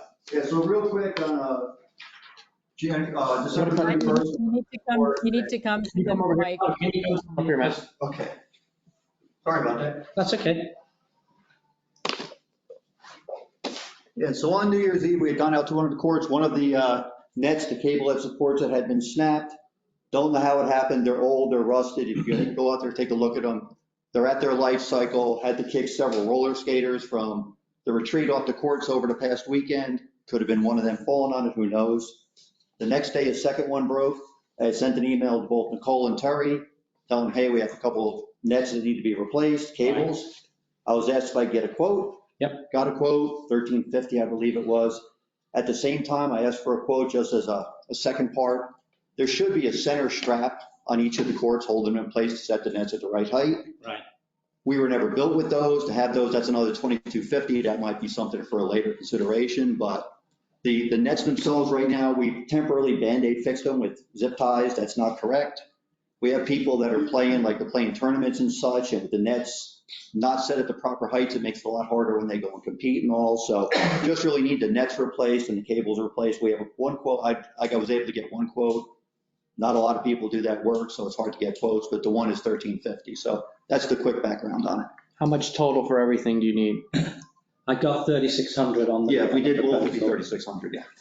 I think the board obviously, wants to go ahead with this for you guys because it's a very popular aspect of our community. But for due diligence, we also like to get 2 quotes. Okay. So could we do a conditional approval saying we approve this, providing it doesn't go, and get another quote, providing it doesn't go above 3,600? Would that work? That would work, yeah. Yeah, I mean, I'm happy to propose that, if you guys are all happy for that. Yep. Yeah. Can we have a motion then to approve the submission capped at 3,600, but also getting a secondary quote, just to make sure these guys are keeping, we're keeping them honest? Understand, yeah. So move. Okay, can I have a second? Second. Okay, any questions? All those in favor? Aye. Done. Done. Well Good done. job, Matt. Okay, so that was the pickleball. Master Chief Matt. Insurance. Stephanie. Yes, so this is a proposal for an insurance appraisal. We went to Sedgwick Valuation Services for this proposal. It's important to get an insurance appraisal every few years to make sure that your assets are evaluated correctly for insurance purposes when the insurance renews. And this has never been done in our community, in the country club. So it is even more important to have this done. Our insurance does renew soon, so I do think it is important to get this done sooner than later, just so that we can get a What's the name you said? Sedgwick Valuation Services. And Stephanie, even if the work doesn't get completed, we can update our policies to the correct values. Correct, yes. So we want to make sure we're not underinsured. Correct. Are you going to get more than one quote? You're going to go to another insurance, with 2 insurance companies? So I can. Sedgwick, though, is a trusted vendor of First Service Residential. So it's just up to the board if they'd like me to get other proposals for this. I think in terms of the fact that we asked for that for other services, I think due diligence, we should get another proposal to make sure that we're keeping these guys honest. So we would approve it at the same kind of. Yeah, I think we should. Conditional approval. Conditional approval. Now, there are 2 different options, right? There's one that is just one-time annual, and there's another one that gives you a discount but locks you in for the next several years to get an update at a much lower price. So I guess the question is, do we think we're going to do this more than, once in the next 3 years, or? Because it's $1,700, if I understand it right, it's $1,700 if we do it one-off. Yeah. It's $1,500 if we then commit to $400 to update it over the next 3 years. Well, it's $1,500 plus 3 annual reports of 400. Right, So you're so another 1,200 on Yes, top. you're talking 1,700 versus 2,700. So, I mean, my view would be we go for the 1,700, and then in 5 years' time, we want to do it again. We do it in 5 years' time or 3 years' time, rather than incur the 1,500 plus committed to 3 years at another 1,200, because then we're at 2,700 rather than the 1,700. Correct. That would be my suggestion. Yep, I would agree with that. because the asset shouldn't change in value substantially year on year.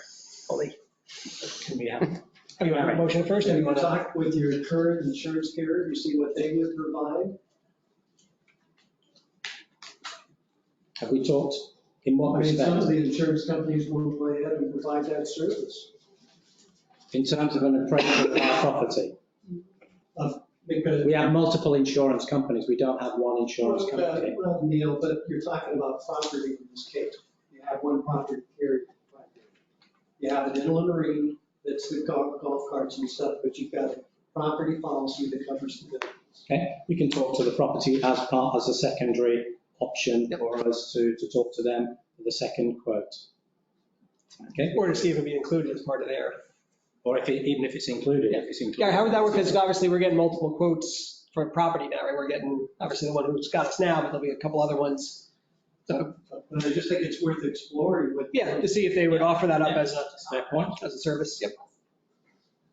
So talk to the insurance broker about seeing whether our insurance company will provide this service to us as part of the overall package. My only comment, is there any conflict of interest of them undervaluing it or doing something that, so I think we just have to be careful that, a third party might have a different viewpoint. That's true. But Just we need replacement cost now. Right. Yep. Okay, we'll do that. So do we want to provisionally approve this, but on the basis that we don't get a better opportunity from Then it, 1,700. from its insurance company?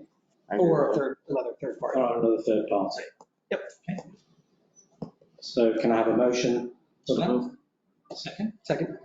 All those in favour? Aye. Aye. So moved.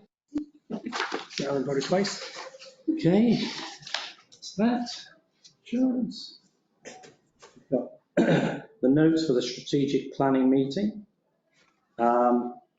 We spent the whole day last Thursday with various members of the committees, the board, talking about a lot of legal issues, talking about personnel, talking about where the community wants to be strategically in a 3 to 5 year period. What we're now doing is pulling together that information, which we're going to present out to the community to get comments and feedback on that. So we went through lots of legal aspects. We went through lifestyle and communications. We went through food and beverage. What do we want that to look like? The golf operations, the facilities committee came in and presented. We had the HOA management present. We also had finance and technology. So we were there from 9 through till, well past 5, 6 o'clock in the evening. It was a lot of information was provided. We took a lot of notes, and that's something that we can use now to structure a strategic plan going forward with the assistance of First Services. That will be coming out. It won't be finalised until we have the input and feedback from the residents in terms of, for instance, what do you want the plaza to look like going forward? What do you want the golf to look like? Do you want it to be private, public? Those sorts of strategic questions that, we need to get out there to the community for you guys to give us guidance. That was everything I had. Did I miss anything? Do we want to just see any questions online? Yeah, I can't. So Marilyn, can you give us any questions online that we've missed? I can't see them. Yep, there are, and I'll go back a little bit. So there seems to be a large percent of HOAs not getting paid. Are these homeowners losing their access passes? What are the consequences? I think that's the subject of the next meeting, Neil. Yeah, we have a closed board meeting with the attorney after this meeting. One of the topics that we're talking to her about is the list of people who have not paid their dues. Actually, we've written to over 36. We've had payments from some. We've had requests from others in terms of extending out or waiving late payment fees.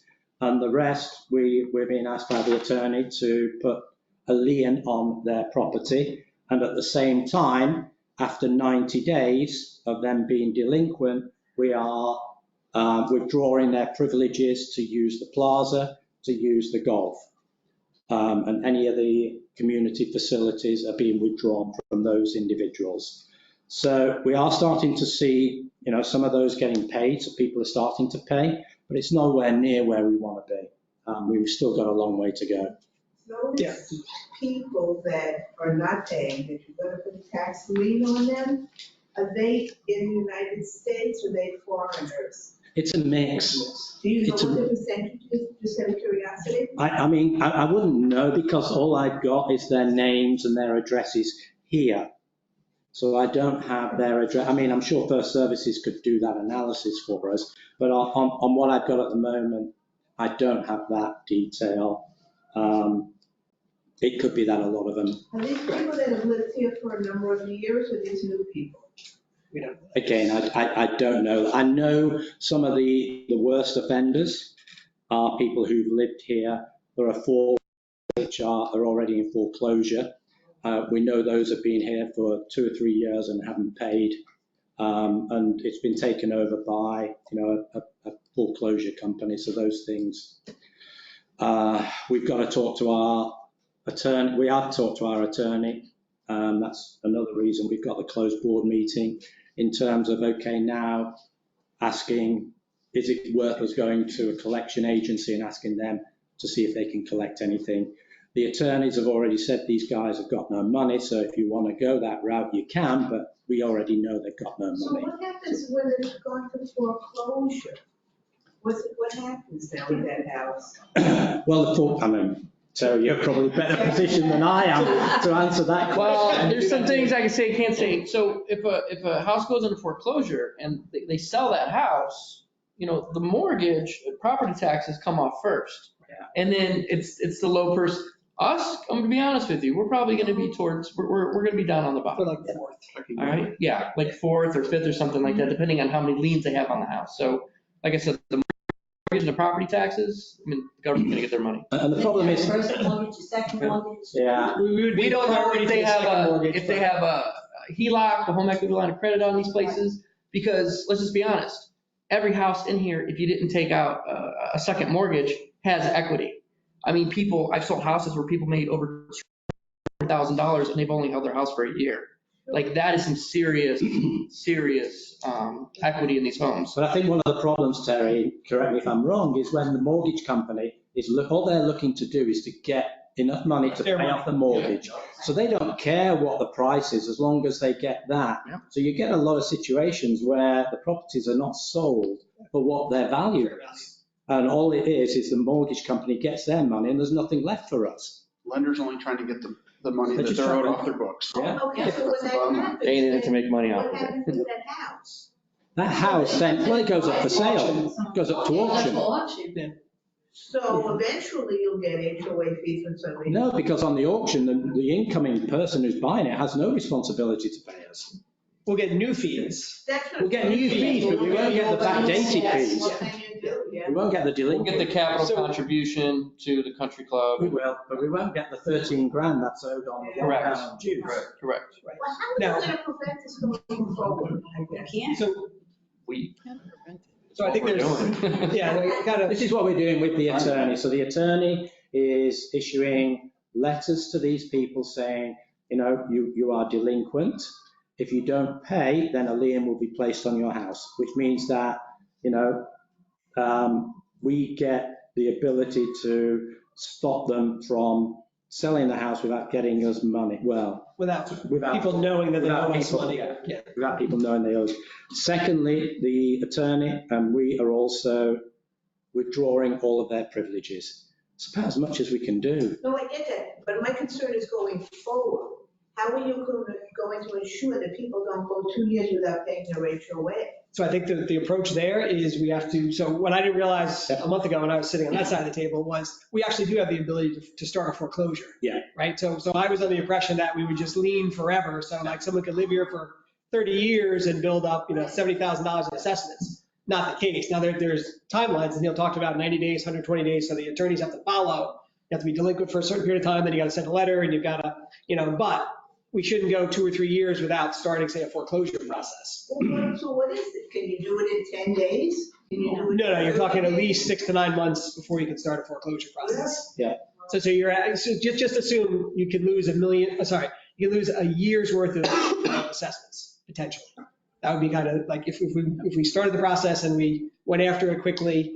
And to Terry's point, we're probably fourth in line because first mortgage comes first, taxes to the Osceola County come second. Master, I believe, is superior to us.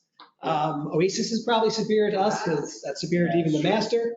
So we're probably fifth in line unless they've got some other, So again, if there's a lot of equity, everybody will get a piece of the pie. The other thing that basically wipes you out is bankruptcy. They file bankruptcy and the bankruptcy court says, here's your assets, your liabilities, we're going to forgive all these debts. But the way to stop it from being a 2 or 3 year problem is to start a foreclosure process as soon as you legally can. But yeah, say 6 to 9 Potentially it's a year, yeah. But we are seeing. Plus, what are you going to spend on the attorney to recoup the fees? Well, the attorney fees follow a part of the homeowner's responsibility. Obviously, if we can't reclaim it, then they are our cost. Karen, we just got to follow the law. That's all you can do. Follow the law. And we have seen good traction when people get these suspensions or these lien letters. We're definitely seeing up now with payments. I mean, there's at least half a dozen that they collected between Christmas and New Year's that they're sending to us. Can you quantify that? Like 75% of the people that you sent letters to have paid their HOA? So of those 36, I didn't count, I want to say there's 12. Let me count them. 12 that have paid now? A third? A third. Yeah, and again, most of the letters went out early to mid-December, so that probably doesn't even. And that was within like a 3-week period over the holidays. So we've had a third of them pay. Okay, that's pretty good. So it's not too bad. Making traction. Okay, not where I'd like The it to numbers be. probably aren't as high as you think they are. Yeah, that's true too. Okay. Do we have any other questions online, Marilyn? Excuse me. There's several, Neil, so I don't know how much more time we have to answer them. Are they still building the sports center? Okay, let me just come to One quick Kathy. question. Is there a reason that we have to wait 90 days to withdraw the privileges? Yes. Yeah, we asked that question of the attorney last week, and she said that's Florida statute law. For the privileges? Yes. For the privileges. Yeah, because we said, can we not shorten it to 30 or 60 days? And she said, no, under Florida statute, you have to be 90 days. So we I tried. understand maybe foreclosure or something like that. No, we asked privileges, and she said, no, 90 days. We asked the question because we wanted to shorten it. Okay, thank you. Okay, So, I don't know, Marilyn, can you summarize? Or is there any Or is there any way to response print to? those? Is there any way to print the I mean, questions? there's a couple. When will the finance committee start having meetings? I think Neil or Alan, you got a plan for that. There's questions about a technology committee. We have established an ad hoc technology committee to assist us and guide us through these technology changes, including the point of sale system.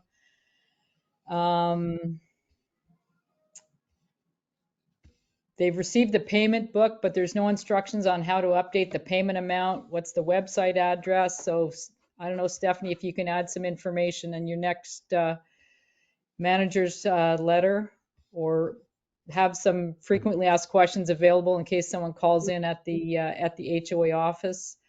Man, there's other options here, but I think we'll need to redo them for the next meeting. There's some issues with the December Plaza statements. I think Stephanie's going to take a look at that, if there was some issues on that today. You mentioned sports facility. I can give an update on that. Well, I can tell you what Lennar told me, which is they are still looking at it. The plans, which were reduced from the original plans in scale, they're having to revise those again further. So it's not going to get bigger, it's going to get smaller. And so as a result of which they then have to go through the whole planning process, applying to Osceola County for approval.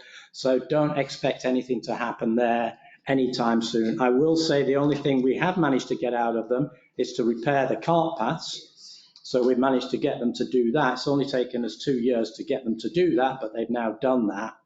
And we have submitted to them the engineering study and the clipboard of all of the other construction defects that we see.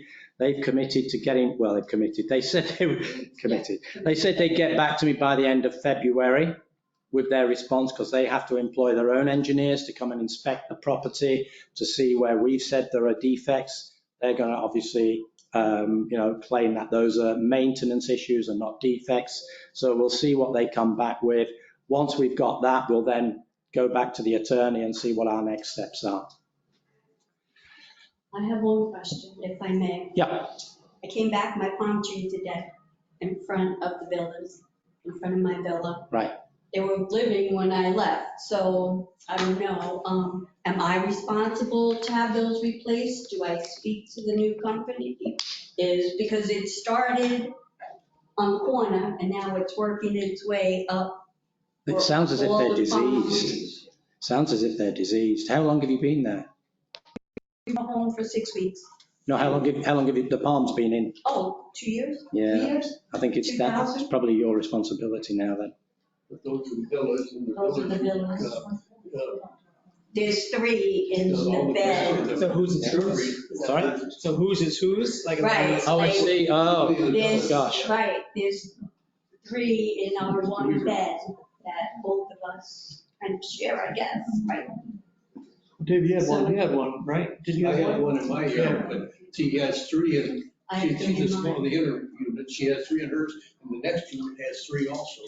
Total of 6 of the taller trees, mine was the little 3. The 3 ones, yeah. This is the baby one. Yeah. It might be worth having a conversation with United Yeah. and just see what they can do for you. Worth talking to them. Thank you. Marilyn, anything else online? There's one question. There's talk of making the new pools on the west side becoming public. Is this accurate? The answer is no. The north pool, they're referring to the north pool. That's not. Oh, absolutely not. Well, it's not been proposed and there's no intentions of doing that unless the community decide they want to do it. That's the water slide? I think she's talking about the Oasis. Oh, you're talking about Water Oasis slide. too? Yeah. I, I mean, in theory, it's open to the whole community, retreat and country club, but. It is going to be open. Public. No, it's like the Oasis. It won't be public. It will be open to the whole of the community and any guests that they want to bring in. And I'll say one other one. Did they get any further updates on the proposals for fencing that Lennar was supposedly providing around Country Club 5? When I spoke to them, was it last week? We had a chat to them. They're still waiting for the supplier to get the fencing and also the permitting. So it's on the agenda. It's one of the agenda items. We ask them every time we talk to them, and that's been the response. Words are hurry up and wait. Yeah. It was Pat's first experience of them. It is very much, hurry up and wait. They'll continue to talk to us. Yeah, we're waiting for that. We're waiting for that. Excuse me, is that something you can talk to your lawyer about how to talk to Lennar about telling us all that we have to bring a week? Yeah, I mean, one of the things we talked to our attorney about, and we talked to Lennar about when we submitted to them the engineering study of the defects and the clipboard of where we think they need to deal with some issues in the community. And we talked to them about the next process would be what they call a 558 notice, which is the legal notice saying, we now think you're responsible for this. They said, once you go to that level, all conversations stop. So we don't want to get to that level at this stage. I know they're not doing a lot, but they did the cart path, so we got them to do that. If we can get them to do a few more things before we get to that stage, I'd rather do that, and we're not losing anything by, trying to get them to do something until we get to the legal stage. Can I just throw something out there? Can you negotiate with Lennar on that engineering study to get us out of the Oasis Club? No. No. We've talked to them about exiting the Oasis, and they said that's not negotiable. We're not going to even talk to you about it. Yeah, the problem is we contribute at least $1 million as homeowners to the Oasis Club. Yeah. Right, so that helps their profit margin. So they'd have to replace that $1 million, but that's only in a given year. So they'd want some multiple, even if it was approach for But negotiations. how much, see, we don't know how much that engineering study is. Well, we don't know until they come back. Yeah. Until they come back to us with their response, we don't know what the numbers are going to be and what they're going to. Right, but I'm saying maybe that could be used as, you know that, a bargaining chip to get us out of the Oasis Club. If it was large enough, I mean, Lennar's gonna say that the engineering study is $100,000, right? Yeah. We're gonna say, again, depending on if we had them. Repairs that needed to be made. Yes. No, but again, Lennar's gonna say, we'll do it, or we'll give you $100,000 to do it. There'll be some things that maybe they can't actually do. ADA sidewalks that are at too much of a slope, they probably can't actually, so they'll probably bond that out or something. That seems to be a common approach, where they'll give you a bond for 30 or 40 years, perpetuity, that if anybody sues over that issue. But it's only if there's some of the major things where, some of the golf course holes have to be totally reconstructed. That gets us into millions potentially. But again, $1 million a year at the Oasis Club, they probably want a factor of, 5-7 years of that, right? So you're talking $5 to $7 million that they'd want us to give up on something else to get out of the Oasis Club. And again, if they're looking to sell it in a couple of years, they're going to sell it based on a multiple of either profit or cash flow or revenue. So if we don't buy it internally, a Marriott, they're going to want to make sure that to Marriott, it looks very attractive. And their lawyers wrote those documents so that, even on change of ownership, we're still obligated to pay the next owner's that, right? Because again, somebody wouldn't buy the Oasis, and then all of a sudden everybody drops off paying their fees. And they'd have to become like a, cash as you walk through the door kind of thing. Now, what I would like to see is, could we move to a usage approach where if you use it, you pay something. Well, I agree with you. But you've got to convince them that they're going to make at least $1 million in that model, that there's going to be enough homeowners in the country club that will go over and use it and spend money to get to that level. So you'd have to do analysis, and you have to get people. For $90 a month, I think it'd be worth it. Right, but right now, think about what the $90 a month to them is. That's gravy, right? None of us are going there. No. So that's just pure drop to the bottom line. So if you're running a business that it's kind of like a health club, right? You get all these people to sign up January 1st, and they never show up come January 15th. That's the best customer from a health club perspective, because you got all their money, you're getting their money every month, but you don't have to provide treadmill, maintenance or anything like that. So again, to convince Lennar is a high hurdle. I'm not saying it can't be done, but we'll keep it on the agenda. Keep it on the agenda. Yes. Yeah. And that was one of the things on our strategic, you'll see in the strategic, when we summarize that, one of the things is exiting the Oasis Club. Is it possible? How do we do it? Because now we got 2 of those. We got 2 of them, yes. Which unfortunately also increases the purchase price, right? So when they come to sell it to the community as a whole, they're going to be thinking, oh, we just added a lot of value by adding a water park. Yeah, you're right, on the strategic, one of the takeaways was, is there a way to extract the Oasis membership from the country club? So it's on the strategic, so we've not forgotten about it, it's just going to be, we'll have to see. They keep knocking the arms off of these gates. Can you show Miguel? Because the guy who fixed it today, he didn't even use any tools. They're just little plastic So my point breakaway is, things. I don't know, you're spending $75. We're not spending anything, it's a master. We're not spending anything. Right, collectively we are, but yes, us as the country club are not spending. So, I'd suggest you talk to the master board director, Beth Azit, who is our representative on the master board, and let's raise it with her. Why can't you do that? As a board member, why doesn't the board approach her as a board approach and say, maybe we can, prevent our master fees from going up? We could. We're putting people out there at our expense and still paying the master to do it twice. Yeah. You know what I'm saying? That's the point. I know. You want to spend money on maintenance, got to go out there to fix something and then still pay the master. Let the master pay it. Well, we're not paying anybody to fix it. Right, we're not paying them now. That was. If we send Miguel out there to start fixing it, then we're paying him to fix something that the master should be fixing. Neil, we talked about having the safety committee from the master potentially attend a meeting. Perhaps we can table it till then. Yeah, and maybe we can get Beth to join our meeting and she can answer some of your questions. Yeah. Really, they should do something about it. I have a quick question. Yeah. We got the email in regards to parking on the streets. Yes. who's monitoring that? Because there's lots of parking on the streets. How often is somebody Okay, going? I think it's worse in certain areas than it is in Yes. others. In Track K, I've got one guy who has been parking on the street for a little while now, should say Country Club 3, not Track K. And that's something that, but in the rest of Country Club 3, not an issue. I know on Trappers Trail, it's a major issue, Right. and that's something that Stephanie has been taking notes of. And violation notices are going to those homeowners. And then obviously it's a process. You have to send 3 strikes and you're out. So 3 letters, then Terry for the Covenants Committee will then start to look at fining them. But we have to go through the process of sending them 3 letters. So on the Black Book, though, we have 2 courts or 2 little, that Yeah. 2 houses live on. Are they allowed to park there, or is that still considered street? It's street parking. Okay. If it's Country Club Street, it's street parking. There's cars out there every single day. That's the same They never thing. move. And I would also, because, Stephanie's not here at 8 o'clock at night driving around the community to see where, if you see them, take a picture of it, send it through to her, and then we can send a violation out. So during the day, they go park at the North Pole, and then as soon as they think everybody's gone, they park on Quaker. One's on this side, one's on this side, one's on that side, so it's like you have to do an obstacle course to get through, to get I mean, into the routes. Stephanie's only one person. She can only go out there so many times during the week.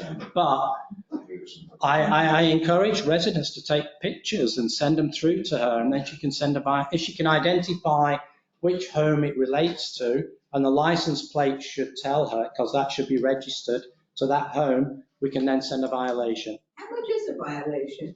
Depends how much Terry wants to fine them. Is that subjective? Neil? Yes. It's Peter. It's worth noting that the revised parking rules and regulations, which were drafted by the Facilities Committee, are going to be on the February board meeting, and that'll include tighter restrictions, including towing, etc., which the board have to approve. That will be a 14-day notice to residents of the board meeting. Yeah, so that's scheduled to go on the board meeting for February. So that will increase the restrictions on parking and also potentially employ a towing company to come in. You only need to do, from what Stephanie's experience, you only need to do that to a couple of homes and you'll find street parking will disappear overnight. Once homeowners know that there is a towing policy in place, you will be shocked at how quickly cars will move from the street. And they park by the pool, right by the sign that says no parking between the pool. Yeah. And I'm like, But we just have to have it, in order to actually tow, we need to have that policy in place. Yeah, so we need to approve it as a board. We have to give you guys 14 days notice that we're putting it in place, which will be going out before the February meeting. So on February, we'll be looking to put that in place. Neil, it also covers temporary parking passes for visitors, which somebody just asked a question online. So it covers temporary parking passes as well. Was that your question, Kathy? No, but I just want to bring up a safety issue, and I did turn in a work request for the HOA, but I've not heard anything. The mold on the sidewalks in some places is really bad. The mold? Very mold. Mold on the sidewalk. I have it Okay. under the mailboxes, it's bad. Oh, yeah. It's Okay. terrible, but also some of the sidewalks, if you're walking and it's wet that morning, it's very slick. Are they the ones underneath the trees? If you notice, a lot of times underneath the trees, like on Palmetto Dunes, the sidewalks get real A lot of bad. our trees aren't necessarily. Neil? Yes, Peter, is that something you can take from a facilities? I think residents are responsible for cleaning their sidewalk in front of their house, even though it's owned by the HOA. I believe that residents are responsible for cleaning the sidewalks, but we may need to get some clarification on that. Yeah. And Peter, what about like the mailbox clusters? If those are in like any of the sidewalks that are, not owned by an individual homeowner? Yeah, the HOA should be clean. Yeah, so that's something that probably Jean could be doing. Yeah. Yeah, can we make a note to follow up on that? Because that's a safety issue. That's a health safety issue. Matt? I was gonna say, the black car Camry has been parked by the North Pole for 2+ months now. Does that we have to wait 14 days to get that towed, or? Actually, you have to wait till after February board meeting and then 14 days. Yeah. A black what? Moved in 2+ months, a black Camry. Oh, is it? Yeah. Yeah, well, we'll get it approved in February, and we can tow him. Okay. I got Yeah. a question in a different area. About the 5th of December, we received a letter for $900 to be paid by the 20th of December. For the Plaza food credit.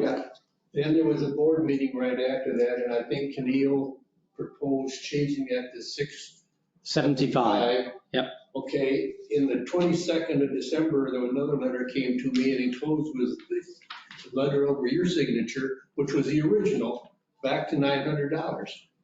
No, it wasn't back, it was a mail, it was a delay in the mail.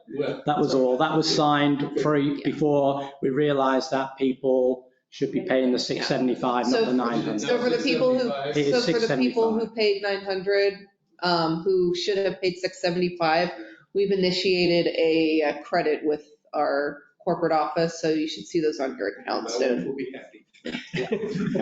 Thank you. Another question at the back? When I moved here, I paid obviously my $900 thing, and I did not know, I haven't received emails, I haven't received a letter that I was up to pay another $600 or $900. Right. And I went to the HOA desk and asked, why am I not getting this information? I just assumed that I would have to pay my $900 when I paid my $900 when I moved in.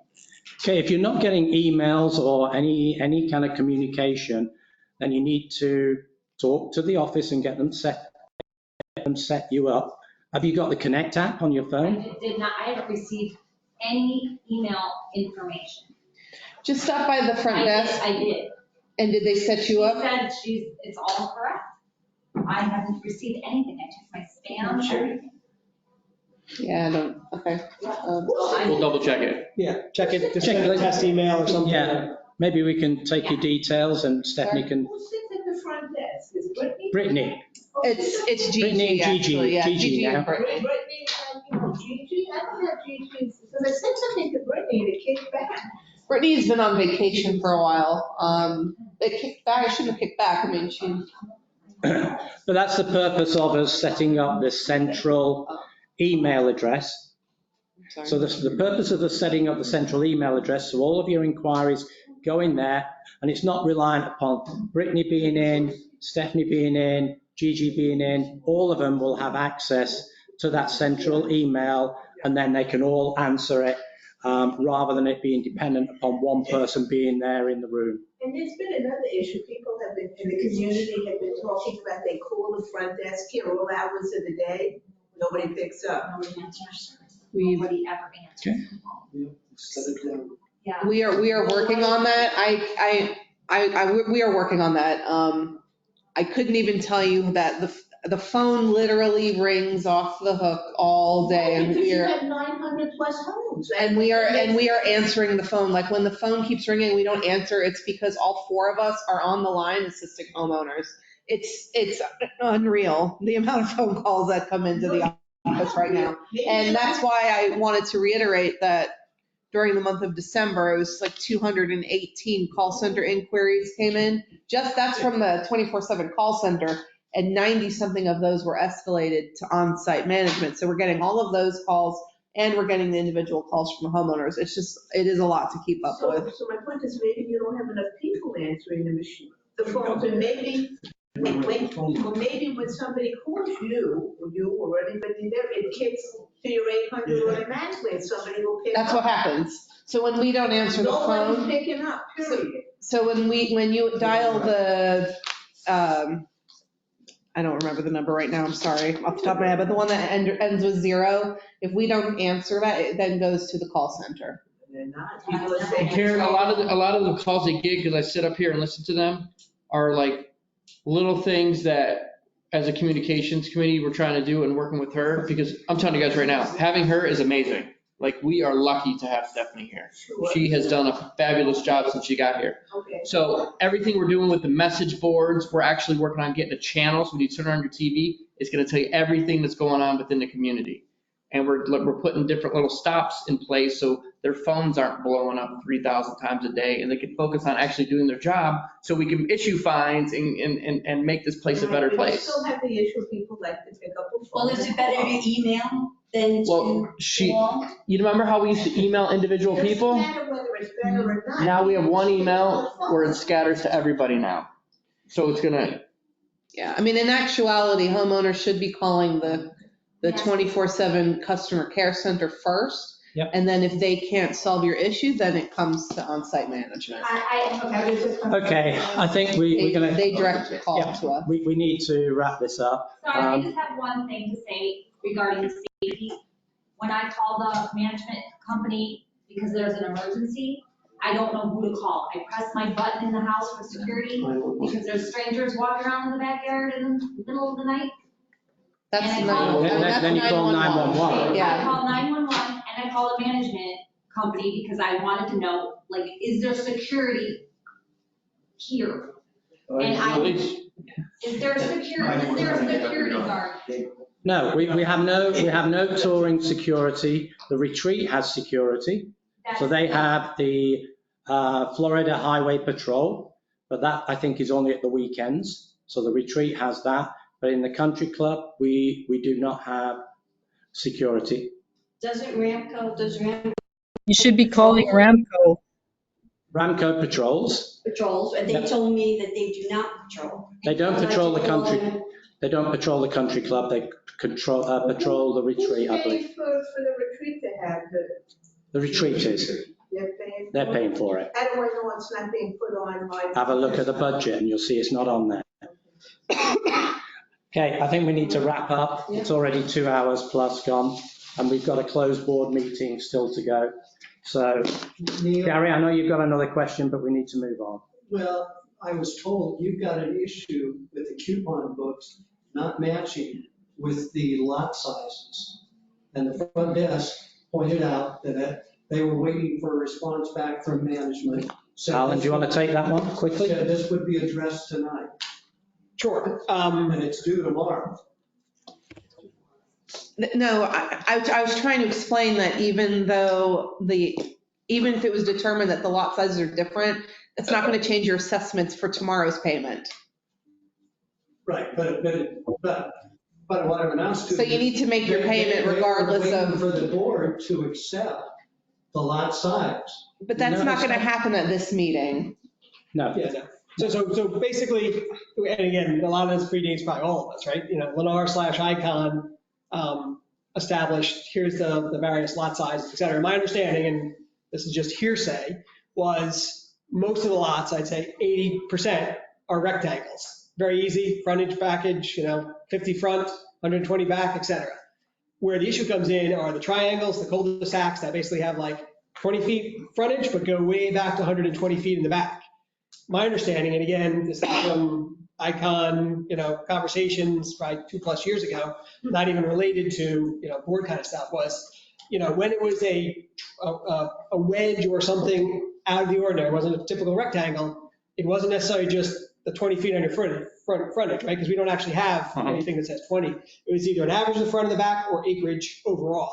So again, you might have, a 30-foot frontage, but your back might be 120, and you're getting billed out of 50 because the average of that works out to 50, or then they looked at the acreage and it was 0.27 versus 0.17, which is like a 40. So it was some formula like that to establish the non-conforming rectangle lots. Now, a year and a half ago, Icon went out and did an audit and they modified half a dozen or maybe a dozen. About 6 lots. Uh, Um, Some of them which were Lennar-owned lots or unsold lots.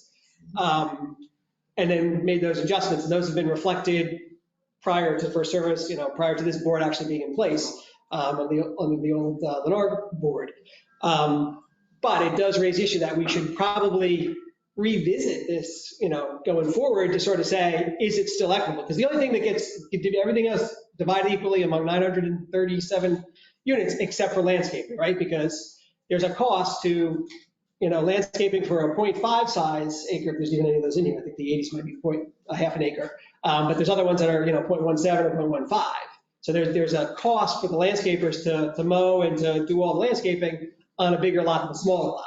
Why are we wasting staff time when everybody has an escrow closing diagram and it says 50 feet right at the top? Why are we wasting everybody's time and not accepting an escrow statement?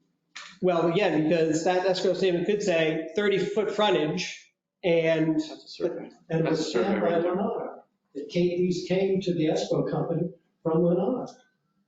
Right, again, I can't answer what Lennar did, I just, again, the way I've understood it, it was not always just purely based on your frontage, that the 40, 50, 60, 80s were proxies for whether you had a small, medium, or large size lot that the landscapers would have to maintain, so, I mean, there's definitely some corner lots that are huge, but have very small frontage, or some of the cul-de-sac lots have very small frontage and large, again, I could be wrong, but that was my understanding, I don't know if anybody else has a historical perspective on that. But it could be something that maybe we get rid of the 40, 50, 60, 80s and we go by acreage. If you're under 0.2, you pay this. If you're 0.2 to 0.3, you pay this, 0.3 to 0.4. Because again, you're trying to be equitable that if you have a huge lot, you should pay a little bit more than somebody who has a smaller lot. Yeah. Okay. But we'll take it, I mean, again, we can look at all these, again, most of them are cookie cutter. I mean, you look at the plot, most are rectangles. So the 50s, like I got a 50, I think. I don't know if it's 49 or 52 or whatever on the survey, but like mine's a perfect rectangle. I mean, there's no, if it varies by a foot front to back, I'd be surprised. But there are a lot, again, cul-de-sacs, turns, corners that have different, very small frontage, but a lot of property in the backyard. Okay. All right, so the board is now going into an executive session with its attorney to discuss pending and proposed litigation on several matters. And we will close this meeting, the open meeting, and go into a closed session. Thank you. Thank you, everybody. Thank you. Thanks. Thank you.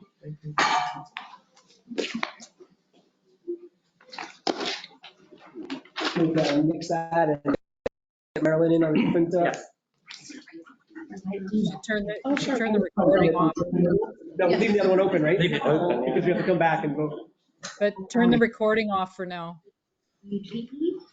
And Marilyn, we probably have to have you sign on to a different one, or What's your address? how's that going to work? If we can see everybody.